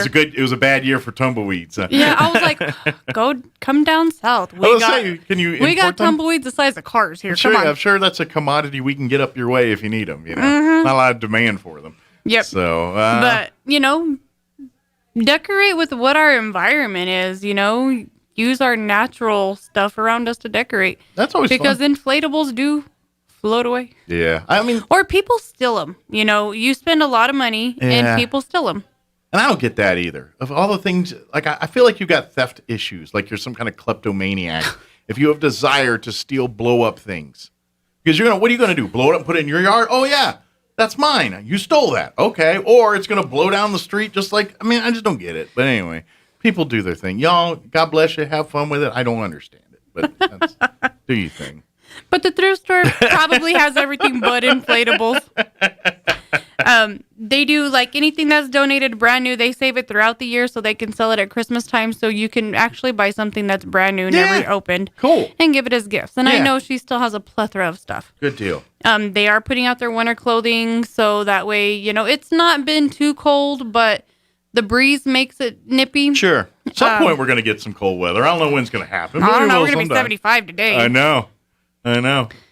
I think Mother Nature's confused for our area, but, you know, we'll get ready for it. Maybe she got family in the region, guaranteed nice weather. Or something. Maybe she had family visiting and said, all right, I'll make sure the weather's good in southeast New Mexico for a little bit. Maybe. But we normally always have good weather here. Yeah, this is true. So, but if you need clothes, jackets, sweaters, they've got a plethora of all of that stuff. Clothes, they're changing out clothes every single day. They're restocking from what was sold, and she has their sorting room is a little bit bigger than here, and it's almost full of clothes that has been donated. So awesome. Well, clothes is the number one seller. Well, thank you to everyone that keeps making those donations. That really does help the Humane Society, that thrift store go, and all the money that's raised from that goes back into the Humane Society, paying the light bill, paying the vet bill, paying for food and cleaning supplies, and it's all used for all of the care and maintenance, medications, the care and maintenance of the animals in the facility there. So it's a great way to help and support. So come do some shopping, do some Christmas shopping. Always a great place if you're looking for even like small appliances and things like that. It's a perfect place if you're looking for new coffee pots or microwaves or things like that. Crazy. Yeah. Blenders and things like that. If you that toaster stuff, ovens. yeah, because you can easily spend $100 on those brand new, and in actuality, they're probably worth half that. And you can go to the thrift store and get them for $30 or something. Something that costs $100 in the store is $30 there. So. And they accept cards, so you don't have to say, "Well, you know, I don't carry cash." We accept cards. We have capabilities of taking card payments. Excellent, very good. So even stepping up the technology. We are. Good deal. We are credit card ready. Awesome. 2022, come on down. We're ready. But and of course, another way to get involved is becoming a member of the Humane Society. And January starts new membership enrollment. Okay. So if you want to wait until January, and because it goes January to the end of December, it's just physical year. So if you want to get in for next year or for 2022, maybe first of the year. If you want to send it now and just specify this is for 2022, we do that too. Gotcha. But a lot of people, like to wait until the beginning of the year. Sure, get their full benefits time period there. We send out newsletters every 3 months that gives you updates on the animals, updates on the thrift store, featured pets. If we're having meetings with COVID, it still hasn't been, we've been doing the whole telephone thing. Virtual stuff. Yeah. So, but if you have suggestions and you want to contribute, we're always warming and welcoming to hear anybody's suggestions onto what they think and how to help us. Cool. Definitely. So if you want to get, and that's a great way to get involved, if you want to be an active part of the Humane Society. Great way. And don't forget, anything and anyone can be a member. You, the kids, your pets, if all can be members. Because all of it, again, the money raised for membership goes to help the program and, taking care of the pets and everything. And if you have somebody in the family that, you don't know what to get them for Christmas, sign them up for a newsletter. Absolutely. Sign them up for a member. Absolutely. Definitely. It's a great way to do it. Or, I would imagine if you wanted to make a shopping spree gift certificate at the thrift store and say, hey, I know you got college coming up here. Here's $100. Go blow it in the thrift store to buy stuff you need for college. Yeah, if you talk to Camille, they do the little vouchers. Yeah, I'm sure you could do that if you wanted to. And I think that would be a great idea. If you got a kid maybe going back for the fall, it's like, hey, do you need stuff for your dorm room? Here's $100 certificate. Go to the thrift store, buy small appliances, blanket, whatever you need to make your room better. Go get it, and that $100 will go a lot farther there than it would at, say, a box store or something like that. So think of that as an idea too. Yeah. And to me, that's great, especially if you've got a creative artsy type, because that love to dig and things. Because I imagine because there's a ton of decor and stuff. If you like knickknacks, collectibles, artwork, there's a ton of that stuff too. But that's the kind of stuff that you can't really find in box. You know what I mean? Not in any, you just walk around and you may stumble upon something that was there for a limited time or whatever, but this is like a steady flow of unique crafts, knickknacks, collectibles. It changes every day. And it's never the same. You walk in and it's different every single day. But it's not uncommon for you to go in there and you look and they're like, oh man, that's vintage Tupperware. That stuff's worth money. I need to grab some of that. Stuff like that happens there at the thrift store. We actually get Tupperware and it excites me. Yeah. I'm sorry. I'm like one of those little storage container nuts. I'm like, oh, Tupperware. But that's what I'm saying. And there's value to that stuff. There's markets for that kind of stuff. Because they don't make it like they used to. Yeah. Yeah. It's. I remember my grandma used to say the only reason she bought Tupperware was because she could throw it against the wall and it wouldn't break. Yeah. Because she would always throw stuff at my uncle. But she needs to get better aim. Well, if it bounced off his head and hit the wall. Oh, I gotcha. Yeah, there is because it is Tupperware. I mean, you've seen all you youngers have seen Napoleon Dynamite when he runs over the stove with the van. Dang it! When he's selling Tupperware, that might be the most knowledge some younger people have of that Tupperware is that Napoleon Dynamite scene. But the rest of us kids, we lived it. Saw the '70s and grew up in it. We knew all about that. You ain't lived till you had a green or mustard yellow. Tupperware set. Yeah, with the shell pattern on the front the lid. there. Yeah, on the lid there. Yep. It is what it is. But again, if you have any questions about everything, even Tupperware apparently, because she can help you with some Tupperware questions too as well. Don't forget, RoswellNMHistory.org is the website. You can view everying available there. I became a history buff too now. There you go. Oh no! It's Roswell Humane. It's RoswellHumane.org. What did I say? History. Did I? I'm sorry. I became the history now? I'm sorry. I had that on the brain because we were talking about that. Yeah. RoswellHumane.org. You can go to RoswellNMHistory.org too. They got some great stuff there, but not much help for the pets there too. Well, Sorry, I got wrapped up in the thing and just started spewing. And then the thrift store's phone number is 575-623-9210. Very good. If you want to donate items and bring them down, Camille can arrange a pickup. Call ahead and make arrangements there. And then if you have any questions, call the kennel. Yep. Bless you. Excuse me. Thank you. 575-622-8950. And one more time, remind the thrift store hours and the kennel hours. The thrift store is Wednesday through Saturday, 10 to 4:30. And the kennels are Tuesday through Saturday, 9 to 12 and 1 to 4:30. Very good. And of course, if you have questions and things, don't forget the Humane Society's on Facebook. We are. And Instagram? No, just Facebook. Just Facebook. But so you can go on Facebook and then obviously like and follow it because they always share, new pets and new events and things like that. But if you have questions or have anything, that's a great way to, shoot a question, DM or private message, and they'll get back to you. And as then soon as they can. First Friday, we'll be at Tascosa. Tascosa, very good. That's a special 2-day First Friday kind of. Because they're going to be doing the tree lighting on the courthouse lawn Friday night. It's all part of that. And then Saturday night, there is, because of the Christmas light parade, it's that weekend. A little different this year because of COVID and all that. To have this parade, it's turned into a drive-through event. So Saturday night, out at the parking lots out at the Convention and Civic Center, they're going to have the Christmas light parade, but instead of the parade coming to you're going to drive through the parade in essence. Oh, that's kind of cool. Yeah, and they're going to have all the lighting and all the cool things and people handing out stuff and all that cool. It's all completely free, but that'll be Saturday evening at the Convention Center. Friday night, First Friday, everything's going on downtown, but they're also doing the tree lighting ceremony and everything. I think it's 7. Well, we'll be at Tascosa. Very good. So make sure when you're out there and all that, swing on over to Tascosa. By the way, if you ever need copies or anything like that, they're very kind. You just go bring some supplies for the pets, and they'll give you free copies. If you go in there and say, I even think they do faxes too, like that. Okay, I think so. So if you still need to fax, because every once in a while someone's like, "Can you fax it over?" and you're like, "What? Like with a fax machine?"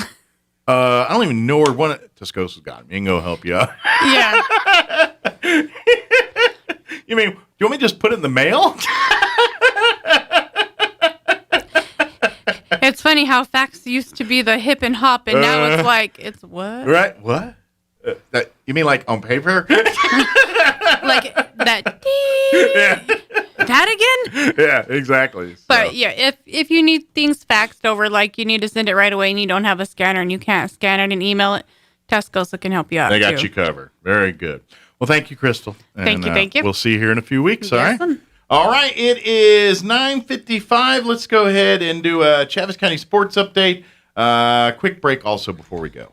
It's time for the Chaves County Sports Report. Told you about the big school all-star football game coming up this Saturday at the Wool Bowl in Roswell. Well, the small schools are going to have their all-star game too. We got a lot of selectees from the local schools. Congratulations, for instance, to 4 Dexter players, Emmanuel Cardenas and Eric Brock. They'll be playing for the Red Squad. Juan Fuentes and Raul Segala, they'll be lining up for the Green Squad. Yeah, they're going to play each other. From Hagerman, you've got 3 selectees, Dorian Galvan, Jonah Bejarano, and the kicker, Sebastian Morales. From NMMI, got a couple guys that are picked. They're going to be playing on the same side. Daryl Oching and Diego Hernandez. And this is interesting, and Gateway Christian's got a player, Jeremiah Dickman, on the offensive line. He's been playing 6-man football. He gets to line up with an 11-man side this time. The Sports Report brought to you by DSI. Call DSI for all your office technology needs. I'm Eric Butler at Roswell's Talk FM 106.5. With the SRN News Business Brief, I'm Rich Thomason. The number of Americans applying for unemployment rose last week. The Labor Department says jobless claims climbed by 28,000 to 220,000 from the previous week's pandemic low of 194,000. The 4-week average of claims fell below 239,000, a pandemic low. Since topping 900,000 in early January, the weekly applications have been falling more or less steadily. Correspondent Jeremy House. A mixed open for Wall Street, the market struggling to bounce back from recent setbacks. Concern about the coronavirus and monetary policy taking some of the wind out of Wall Street sales, and those worries persist. China's aviation regulator clearing the Boeing 737 MAX to return to flight with technical upgrades more than 2 years after the plane was grounded worldwide following 2 deadly crashes. With business, I'm Rich Thomason. Wakefield Oil Company is a name you can rely on with full service at the pump the way it used to be. You can expect service in just 15 seconds. They offer bulk fuel and oil services and even diesel exhaust fluid. Wakefield Oil Company will deliver to farms, ranches, dairies, the oil fields, and more with dependable service you can count on. So the next time you need service or delivery, go with the name that locals have trusted since 1983. Wakefield Oil Company, 311 South Virginia in Roswell. Let them earn your business. New Mexico businesses. Have you hired or expanded employee hours since April 1st, 2021? Are you going to? The New Mexico Business Recovery Grant Program supports your business as you rehire your workforce over the next year. The average award is $50,000 and does not need to be paid back. The program will help cover your business rent, lease, and mortgage payments. But time is running out. The deadline to apply is December 7th. Don't wait. Apply today at nmfinance.com/recovery. Fever is a potential sign of COVID or the flu, and the Exergen temporal scanner thermometer has been proven accurate with more than 100 clinical studies. Be vigilant and seek medical advice at the first sign of fever. Be accurate with Exergen. Exergen temporal scanners, available at Walmart and other fine retailers. Learn more at Exergen.com. That's EXERGEN.com. Exergen is changing the way the world takes temperature. Looking for the perfect gift? Get them a shirt from Untuck It. Untuck It shirts are designed to be worn untucked. They're the easiest way to keep him looking sharp and feeling comfortable. You can't go wrong with their super soft flannels, wrinkle-free shirts, performance shirts with stretch, and cozy sweaters that are all perfect for right now. They even have a line for her. Find the perfect gift for every guy on your list at one of 80-plus Untuck It stores or at untuckit.com. Untuck It. Shirts designed to be worn untucked. Your home for Coast to Coast AM in Roswell, 106.5, Roswell's Talk FM, KEND, Roswell, New Mexico. And we got to go. That's going to do it for us. Thank you for allowing us to be a part of your day. Have an